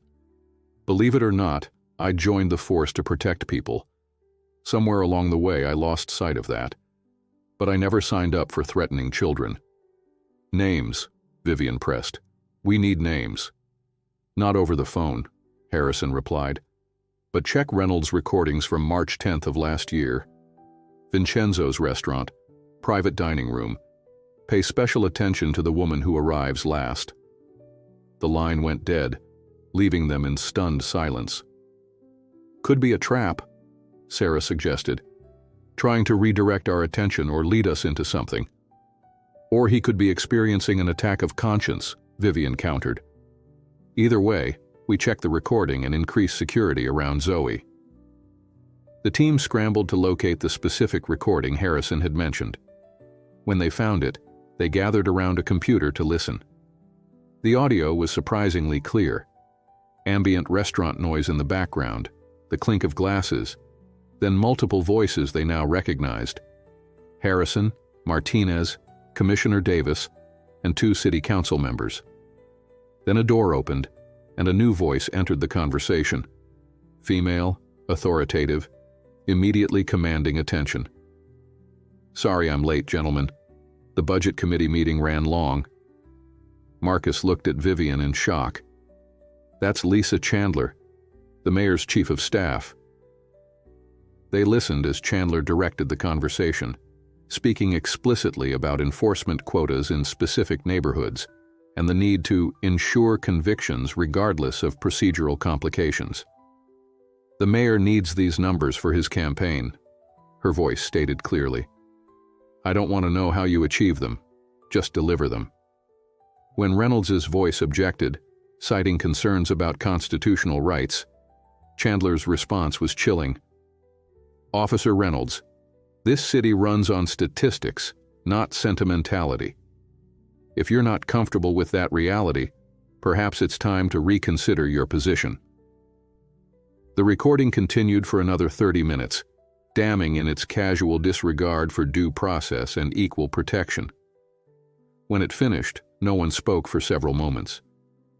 Finally, Vivian broke the silence. "This changes our approach. Lisa Chandler is the mayor's right hand. If she's implicated, he can't be far behind." "What about the press conference?" Sarah asked, checking her watch. "It starts in 40 minutes. "We proceed," Vivian decided. "But we add this recording to the presentation. The public needs to hear who's really pulling the strings." As they prepared to leave, Marcus pulled Vivian aside. "I want to send Zoe and my mother out of the city. If Harrison is right about the danger." "Already arranged," Vivian assured him. "While you were listening to the recording, I called our security team. They're moving your family to our facility in another state, completely off the grid." Marcus nodded, grateful but torn. "I should go with them." "You can't," Vivian said gently. "Your presence at the press conference is essential. This is the moment that could break the case open. After that, you can join them." At 3 p.m. sharp, Vivian Washington stepped up to a podium outside the Justice Equality Project offices, flanked by Marcus, Sarah, Judge Montgomery, and several other plaintiffs. The media presence was massive: local stations, national networks, online publications. The crowd of spectators spilled into the street. "Today," Vivian began, "you will hear the unvarnished truth about corruption in this city, not through allegations or second-hand accounts, but through the words of those responsible, captured in their own voices." As she spoke, Marcus scanned the crowd, unable to shake the feeling that they were now directly challenging some of the most powerful people in the city, people who, according to Harrison, might stop at nothing to protect themselves. The battle for justice had entered its most dangerous phase. The audio recordings played for 8 minutes and 17 seconds, but in that time, the political landscape of the city fundamentally changed. Standing before the assembled press, Marcus watched reporters' expressions transform from professional detachment to shock as the voices of high-ranking officials casually discussed violating citizens' constitutional rights. Lisa Chandler's voice was particularly damning. "The mayor needs these numbers before the election. The details of how you get them are your business, not ours." Then Harrison.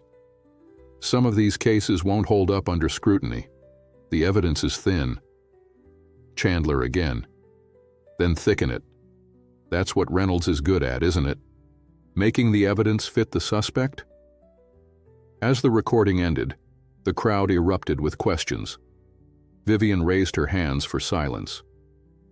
"What you've heard represents just a fraction of the evidence we've collected," she announced.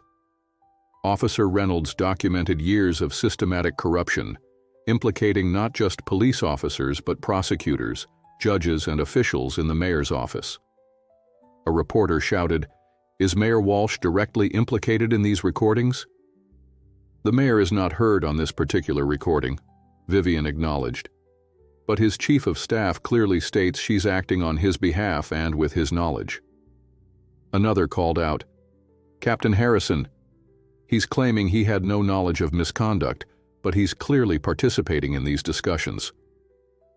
"Captain Harrison's public statements directly contradict his private actions," Vivian confirmed. "We have multiple recordings demonstrating his central role in coordinating what can only be described as a criminal conspiracy to violate citizens' civil rights." As questions continued, Marcus noticed a commotion at the back of the crowd. Two men in suits were pushing forward, their expressions grim. Something about their purposeful movement set off alarm bells. He leaned toward one of the security personnel Vivian had stationed around the podium. "Two men, back of the crowd, moving this way," he murmured. "Dark suits." The security guard nodded almost imperceptibly and spoke into his wrist microphone. Within seconds, additional security personnel had materialized, creating a more robust barrier between the podium and the approaching men. The men stopped, realizing they'd been spotted. One reached inside his jacket, causing Marcus's heart to skip a beat, but he withdrew only a badge, holding it up. Federal agents, not assassins. The guard nearest them checked their credentials, then nodded to Vivian. "Ladies and gentlemen," Vivian announced, "representatives from the Justice Department have joined us. I believe they have an announcement of their own to make." The female agent, introduced as Special Agent Diana Rodriguez, took the microphone. "In light of the evidence presented today and additional materials provided to our office, the Justice Department is expanding its investigation to include possible criminal violations by members of the District Attorney's Office and the Mayor's administration. We are also requesting that the Governor appoint a special prosecutor to handle potential state charges, as the current District Attorney appears to be conflicted."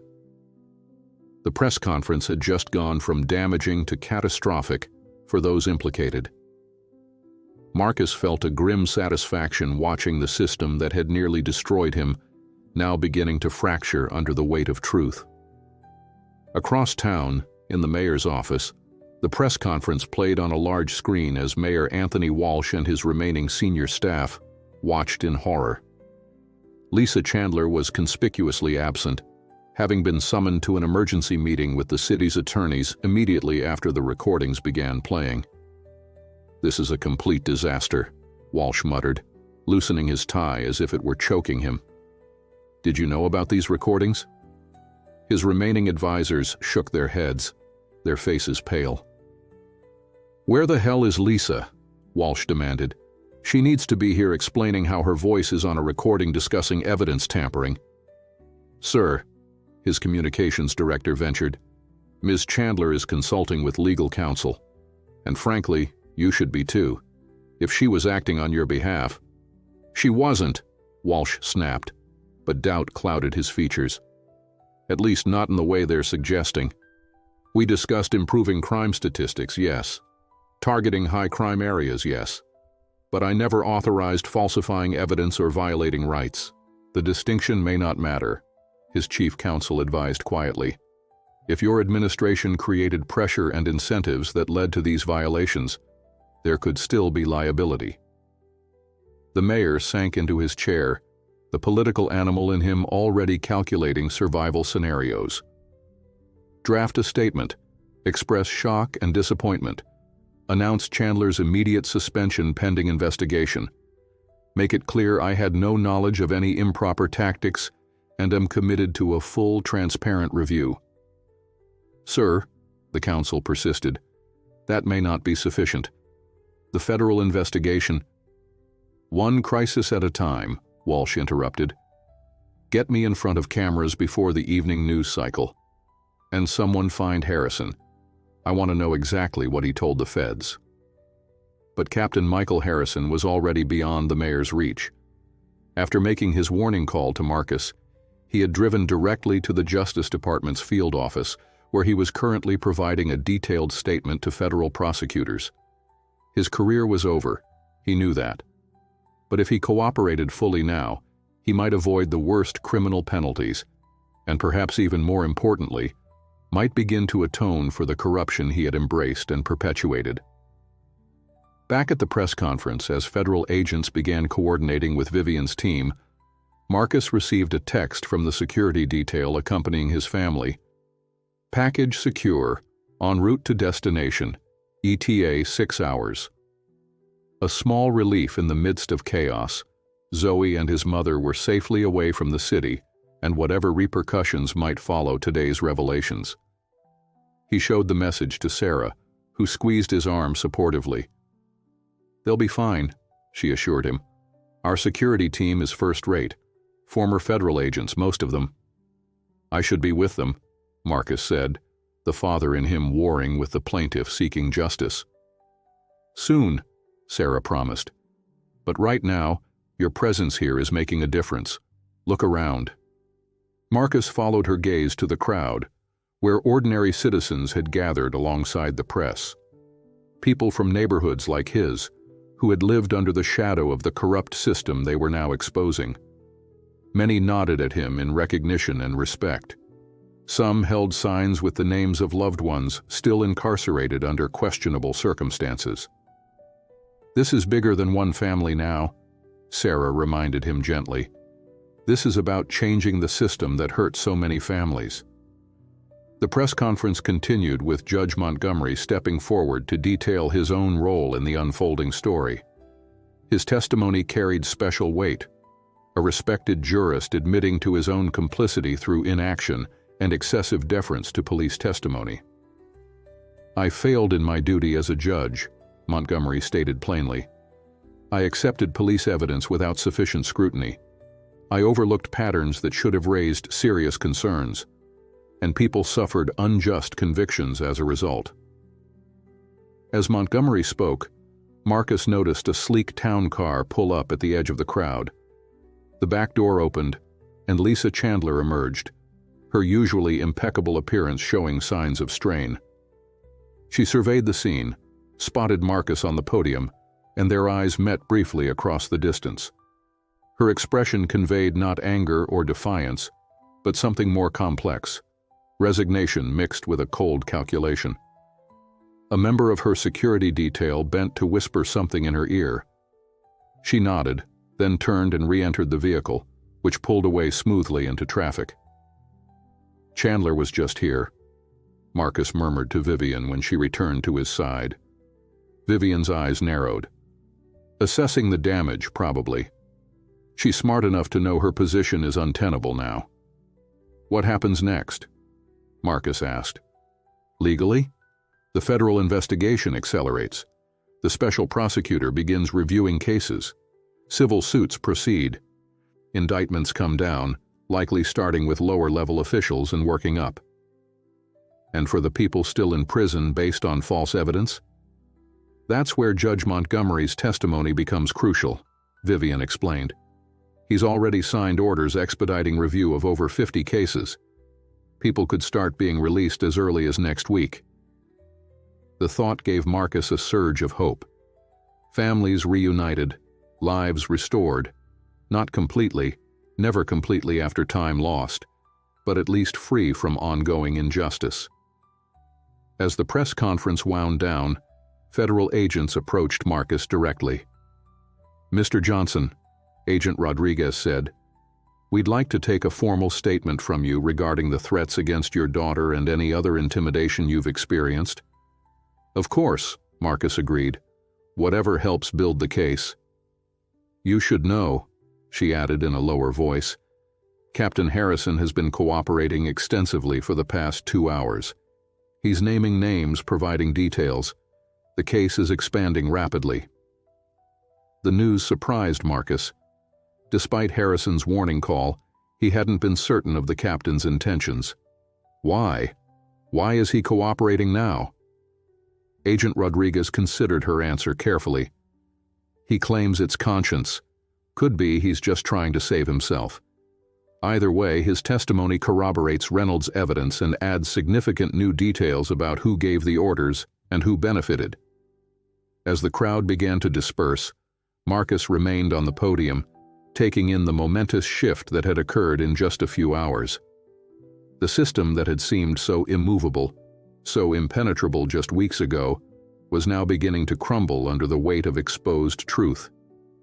His phone vibrated with an incoming call, unknown number. Cautiously, he answered. "Mr. Johnson." The voice was female, cultured, immediately recognizable from the recordings. "Lisa Chandler. I think it's time we spoke directly. No intermediaries, no attorneys. Just the two of us." Marcus's grip tightened on the phone. "I have nothing to say to you." "Oh, I think you do," Chandler replied calmly. "Because while you've won this battle, the war is far from over. And there are things you don't know. Things about Reynolds, about your case, about why you specifically were targeted. Things you'll want to hear." Despite himself, Marcus felt a pull of curiosity. "Why would you tell me anything?" "Self-interest," Chandler answered with surprising candor. "My position is compromised, but I still have cards to play, information to trade.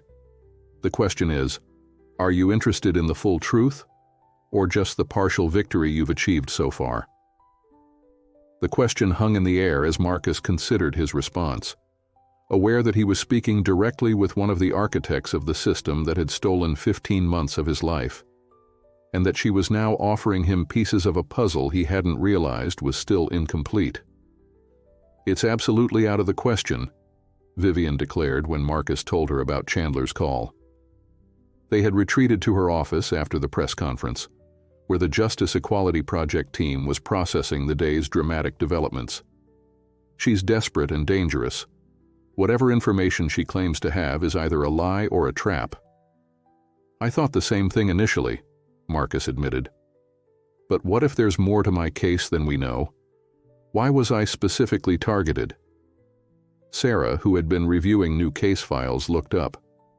"Reynolds's confession didn't mention any particular reason for your arrest. You were in the wrong place at the wrong time, a convenient suspect when they needed to close a case." "Maybe," Marcus conceded. "Or maybe there's something else. Something that explains why 15 months of my life were stolen."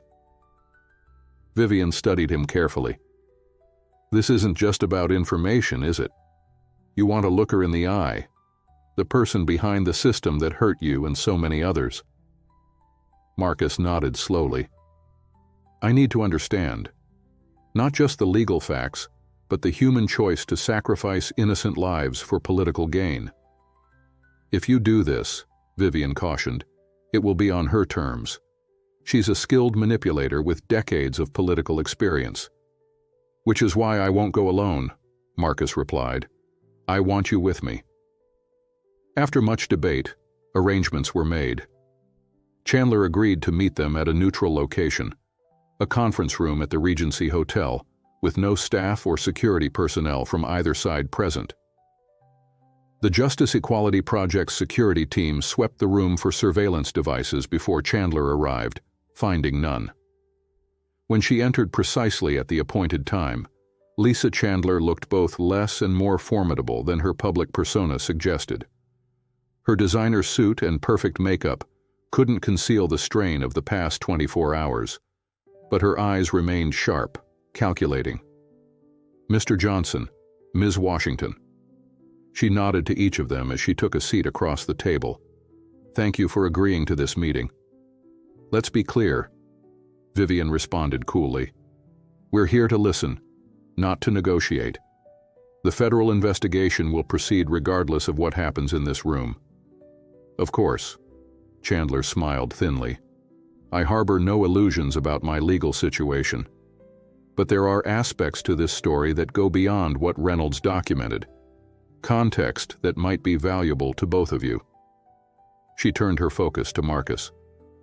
"Did you ever wonder why, out of all the potential suspects they could have chosen for that convenience store robbery, they picked you specifically?" "I assumed it was convenience," Marcus replied. "Wrong place, wrong time, previous record they could use against me." Chandler shook her head.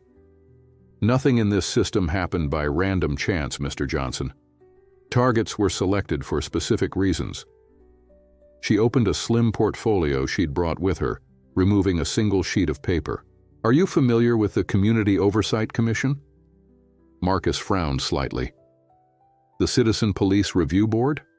I've heard of it." 3 years ago, you applied to serve on that commission," Chandler said, sliding the paper, a copy of his application, across the table. "Your application was quite impressive. Community involvement, relevant experience, thoughtful responses to the questions about police accountability." "I wasn't selected," Marcus recalled. "They said they had too many qualified applicants." "You weren't selected," Chandler corrected, "because Captain Harrison flagged your application as problematic. You had been openly critical of department policies at community meetings. You had organized neighborhood watch programs independent of police involvement. You were, in his assessment, a potential troublemaker." Marcus stared at her, processing this information. "Are you saying I was arrested because I applied to a review board 3 years earlier?" "Not exactly," Chandler replied. "Your name was added to what Harrison called the enhanced scrutiny list. Individuals who were considered antagonistic to department interests. When officers needed arrests, this list provided ready targets." Vivian leaned forward. "You're describing a political enemies list used to frame critics of the police department. Do you understand how serious that accusation is?" "Perfectly," Chandler responded. "And I have documentation to prove it. The complete list, the criteria for inclusion, the directives about how to handle these individuals when encountered." She tapped her portfolio. "Harrison wasn't the only one maintaining such lists. The district attorney's office had its own version. People who had filed complaints or lawsuits, activists who criticized prosecutorial practices." "Why are you telling us this?" Marcus asked, struggling to contain his growing anger. "You were part of this system. You helped create it." Chandler's professional mask slipped momentarily, revealing something like regret. "Politics is about power, Mr. Johnson. When I began working for Anthony Walsh 20 years ago, I believed we were using that power to improve the city. Lower crime rates, increased investment, better schools. The methods seemed justified by the results." "Methods like falsely imprisoning innocent people?" Marcus's voice was tight with controlled rage. "It evolved gradually," Chandler admitted. "First, it was just focusing enforcement in certain neighborhoods. Then it became pressure for higher clearance rates. Then tacit approval of cutting corners to meet quotas. By the time it reached the point of deliberately targeting individuals like yourself, the system had its own momentum." "That doesn't absolve you of responsibility," Vivian pointed out. "No," Chandler agreed. "It doesn't. Which is why I'm prepared to testify about everything. The mayor's direct knowledge, the coordination between departments, the specific targeting programs. In exchange for consideration in my own case, of course." "The federal prosecutors will make that determination," Vivian replied. Chandler nodded. "Naturally. But there's one more thing you should know, Mr. Johnson.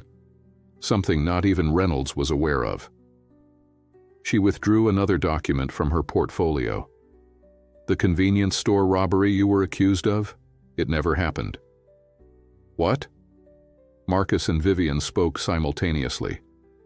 The owner, Mr. Patel, is the brother-in-law of Councilman Sharma, a key ally of the mayor. The robbery was reported, investigated, and closed with your arrest, all within the department's targeted response metrics. The insurance claim provided funds for store renovations. The department got another clearance, and a potential troublemaker was removed from the community. Everyone benefited, except you, of course. Marcus felt as if the air had been sucked from the room. Not only had he been framed, but the entire crime had been fabricated specifically to target him. 15 months of his life stolen not as collateral damage in a broader corrupt system, but as the intended outcome of a deliberate conspiracy. You have proof of this? Vivian asked, her professional demeanor covering her own shock. Chandler handed over the document, an internal memo detailing the arrangement. This is just the beginning. I have records of dozens of similar operations targeting specific individuals across the city. As Marcus struggled to process this revelation, his phone vibrated with an incoming text. It was from Sarah. Turn on the news now. Vivian accessed the television in the conference room. Breaking news banners filled the screen as live footage showed federal agents leading the mayor himself from City Hall in handcuffs. The anchor's voice explained, "Federal agents have arrested Mayor Anthony Walsh on charges of conspiracy, obstruction of justice, and civil rights violations." District Attorney Patricia Martinez was taken into custody an hour earlier. Sources indicate both arrests stem from evidence provided by Captain Michael Harrison, who has reportedly been cooperating with federal investigators since yesterday. Chandler watched the screen impassively. "Earlier than I expected," she commented. "Harrison must have given them everything." The news continued, reporting that arrest warrants had been issued for 6 other officials in the mayor's administration, 4 senior police officers, and 3 prosecutors from the district attorney's office. A federal judge had ordered expedited reviews of all cases handled by the implicated officials, potentially affecting hundreds of convictions. Marcus turned to Chandler, finding his voice at last. "Did you know this was coming today? Is that why you wanted to meet, to try to get ahead of it with your own deal?" She met his gaze directly. "Politics teaches you to recognize when a position is untenable, Mr. Johnson. Yes, I knew the arrests were imminent, but my offer of information stands regardless. What happened to you was not accidental or incidental. It was targeted and deliberate. And you weren't the only one." "The enhanced scrutiny list," Vivian said. "How many people were on it?" "Over 300 citywide," Chandler replied. "Community activists, critics of the administration, people who filed complaints or spoke at city council meetings. Ordinary citizens whose only crime was engaging with their government in ways the power structure found inconvenient. The implications were staggering. Hundreds of lives potentially derailed through deliberate targeting, not just through the general corruption Reynolds had exposed. This changes the scope of our case significantly," Vivian noted, already thinking of the legal ramifications. Deliberate targeting based on First Amendment protected activities adds another layer of civil rights violations. Marcus barely heard her. His mind was on Zoe, on his mother, on the 15 months taken from them all, not by circumstance or even general corruption, but by specific personal targeting. Because he had spoken up, because he had tried to make his community better. "I want the complete list," he said finally, his voice steady despite the emotions churning inside him. "Every name, every person targeted like I was. They all deserve to know the truth." Chandler nodded, pushing the portfolio across the table. "It's all here. Names, dates, the officials involved in each case. My insurance policy, now your evidence." As Vivian examined the documents, her expression grew increasingly grave. This is enough to potentially overturn hundreds of convictions, to substantiate civil rights claims on a scale we've never seen before. That's the idea, Chandler confirmed. If I'm going down, I'm not going alone. Outside the hotel windows, police sirens wailed as more arrests were underway across the city. The system that had seemed so impenetrable just weeks ago was collapsing with astonishing speed, its architects turning on each other as the full scope of the corruption came to light. For Marcus, the revelations brought both vindication and renewed pain. The injustice he had suffered was even more deliberate than he had imagined. But with that knowledge came purpose, to ensure that every person on that list found justice, just as he had.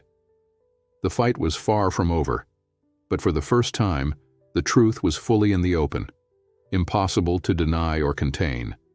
And truth, once unleashed, has a power all its own. 6 months later, Marcus stood outside Central State Correctional Facility, watching as James Watkins embraced his now teenage daughter for the first time as a free man. The girl clung to her father, her face buried against his shoulder, while family members gathered around them in a protective circle of love and relief. "That's 27, Sarah Chen said quietly, standing beside Marcus. 27 people released in 6 months. With hundreds more cases still under review, Marcus added. The scale of the corruption had proven even more vast than Reynolds' evidence initially suggested. Chandler's documents had revealed systemic targeting of individuals across multiple agencies, leading to a complete overhaul of the city's criminal justice leadership. The mayor, the district attorney, 2 judges, 11 police officers, and 8 prosecutors had been indicted on federal charges. Captain Harrison had pleaded guilty to reduced charges in exchange for his extensive cooperation, receiving a 5-year sentence instead of the potential 25 he had faced. Lisa Chandler was currently negotiating her own plea deal, her trove of documents proving invaluable to federal prosecutors. But the statistics and legal proceedings, significant as they were, paled in comparison to moments like this, watching families reunite, witnessing justice finally served, however delayed and incomplete. "Dad!" Zoe's voice cut through his reflections as she ran toward him from Vivian's car. Though they had been reunited shortly after the federal arrests, his daughter still greeted him with the enthusiasm of someone who knew what it meant to lose a parent to an unjust system. Marcus caught her in a tight hug, marveling at how much she had grown in the past 6 months. Now 14, she was showing signs of the young woman she would become, confident, compassionate, and fiercely committed to justice, perhaps because she had witnessed its absence and its restoration firsthand. "How many today?" she asked, having accompanied him to several of these release days. "Just James," he replied, "but there are 3 more scheduled for next week." Zoe watched as James continued to hold his daughter, neither seeming willing to let go. "They have a lot of catching up to do," she observed with the wisdom of someone who understood such separations. "They do," Marcus agreed, "but they have time now. That's what matters." The civil settlement had been finalized the previous month, $42 million for the initial class of plaintiffs, with provisions for additional compensation as more cases were reviewed and more victims identified. Marcus's personal settlement had been substantial, enough to purchase a new home in a quieter neighborhood, establish college funds for Zoe and the children of other affected families, and create a foundation dedicated to criminal justice reform. Money couldn't restore lost time or heal all wounds, but it provided security and opportunities that many of the affected families had never had before. For some, it meant no longer having to work multiple jobs, more time with their children, or the chance to pursue education that had been deferred. Vivian approached from where she had been speaking with James's attorney. "The review board wants to meet with you next Thursday," she told Marcus. "They're ready to implement the new oversight protocols, and they want your input." The Community Oversight Commission that had once rejected Marcus's application had been completely restructured under federal supervision.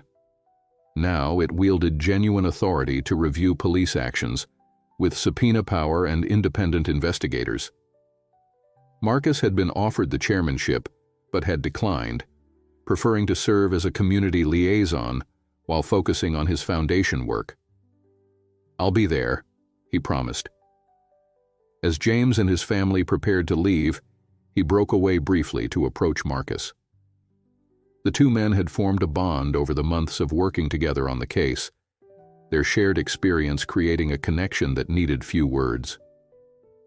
"Thank you," James said simply, extending his hand, "for not taking the money and walking away." Marcus clasped his hand firmly. "We did it together, all of us." "My daughter says she wants to be a lawyer now," James said with a mix of pride and amusement.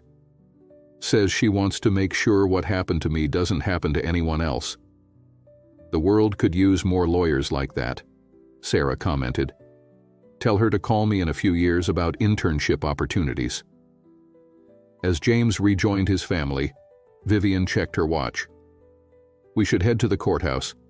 Judge Montgomery's ruling on the systemic reform package is scheduled for 2 o'clock. The federal consent decree, negotiated over months of contentious hearings, would place the police department under court supervision for at least 5 years. Today's ruling would determine the specific reforms required, from body cameras and revised use of force policies to completely new training protocols and hiring practices. "You don't have to be there," Vivian reminded Marcus. "The legal team can handle it." But Marcus shook his head. "I want to see it through. Every step." The courthouse was a different place now, both literally and symbolically. The physical building remained, but many of the judges, prosecutors, and administrators who had once populated its halls were gone. Retired, resigned, or in some cases, under indictment themselves. New faces brought new approaches, their awareness of past failures informing more careful, just practices. Judge William Montgomery had recused himself from the reform proceedings due to his own testimony about systemic problems, but he remained on the bench, now dedicated to reviewing potentially tainted convictions. His chambers had become a center for what he called reconciliation justice, not just overturning wrongful convictions, but helping those affected rebuild their lives. As they entered the courtroom for the consent decree hearing, Marcus recognized many faces in the gallery, family members of those still incarcerated, community activists who had been fighting for reform long before Reynolds' confession, journalists who had covered the unfolding scandal with increasing depth and nuance. Among them sat Carol Reynolds, the officer's widow, who had become an unexpected ally in the fight for justice. After her husband's death, she had discovered additional notes and records in his personal effects, adding to the evidence against the corrupt system. Though many still viewed Thomas Reynolds with anger for his years of participation in the corruption, his final act of conscience had begun the unraveling that led to today's reforms. The new judge, Elaine Diaz, appointed by the governor specifically to oversee the reform process, entered the courtroom. Her reputation for fairness and thorough analysis had given hope to reform advocates while reassuring skeptics that changes would be practical and sustainable. "All rise," the bailiff called, his voice echoing in the suddenly quiet room. As the proceedings began, Marcus found himself reflecting on the journey that had brought him here. From the moment he had stood in this same courthouse, refusing to plead guilty to a crime he didn't commit, to now, watching as the system that had nearly destroyed him was being rebuilt, hopefully into something more just. The hearing continued for over 2 hours, with detailed discussions of specific reforms and implementation timelines. When Judge Diaz finally announced her approval of the comprehensive plan, the gallery erupted in applause, a sound rarely heard in courtrooms, but fitting for this moment of collective victory. Outside, as supporters gathered on the courthouse steps, a reporter approached Marcus. "Mr. Johnson, How does it feel to see these reforms finally happening? Marcus considered the question carefully. It feels like a beginning, not an end. The real work happens after the cameras leave and the headlines fade. It happens in daily decisions by officers, prosecutors, and judges. It happens when we as a community stay vigilant and engaged. Would you say justice has been served? The reporter pressed. Justice isn't a destination we reach once and celebrate, Marcus replied. It's a practice we have to recommit to every day. For some, like James Watkins, who was released today after 4 years of wrongful imprisonment, justice is just beginning. For others still waiting for their cases to be reviewed, it hasn't arrived yet. Later that evening, Marcus sat on the porch of his new home, watching as Zoe and his mother tended to the small garden they had planted together, a symbol of roots and renewal that had taken on special meaning for their family. His phone buzzed with a text from Vivian. Just heard from the federal prosecutor. 10 more cases approved for expedited review. We could have more releases by month's end. The work continued, case by case, life by life. The system was changing, though not as quickly or completely as some hoped. Old habits died hard, and not everyone welcomed the new accountability measures. But the direction was clear, the momentum established. As dusk settled over the city, Marcus thought of Officer Reynolds' letter that had started it all, a dying man's confession that had cracked open a corrupt system. He thought of all the people who had come forward since then, adding their testimonies and evidence to create a wave of change that could no longer be contained. Thomas Reynolds would remain a complicated figure in the city's history, a man who had participated in corruption for decades before finally exposing it. But in the end, he had chosen truth over legacy, justice over protection. "Dad, come help us," Zoe called from the garden, holding up a trowel. "We're planting those rose bushes Grandma wanted." Marcus joined his family in the garden, kneeling in the soil to help create something new and beautiful where there had once been only empty ground. It seemed a fitting metaphor for the work still ahead, hard, sometimes painful, requiring patience and care, but ultimately life-affirming. The city was changing, slowly, imperfectly, but genuinely. And Marcus Johnson, once a victim of its corrupted system, had become an architect of its transformation. As darkness fell, lights came on in homes across the city, homes where families separated by injustice were finally reunited, homes where others still waited and hoped for their own reconciliations. The full accounting was far from complete, the healing barely begun. But a letter that had turned a trial upside down had also turned a city toward truth. And truth, painful as it often was, remained the essential foundation for justice. Marcus looked up at the night sky, vast and infinite above the city's skyline. Somewhere in the universe, he thought, Officer Thomas Reynolds knew that his final act of courage had mattered, that lives were being restored, wrongs righted, a system reborn. It would never be perfect, but it could be better. It was already becoming better. And that, Marcus decided as he embraced his daughter and mother under the emerging stars, was a form of justice worth fighting for.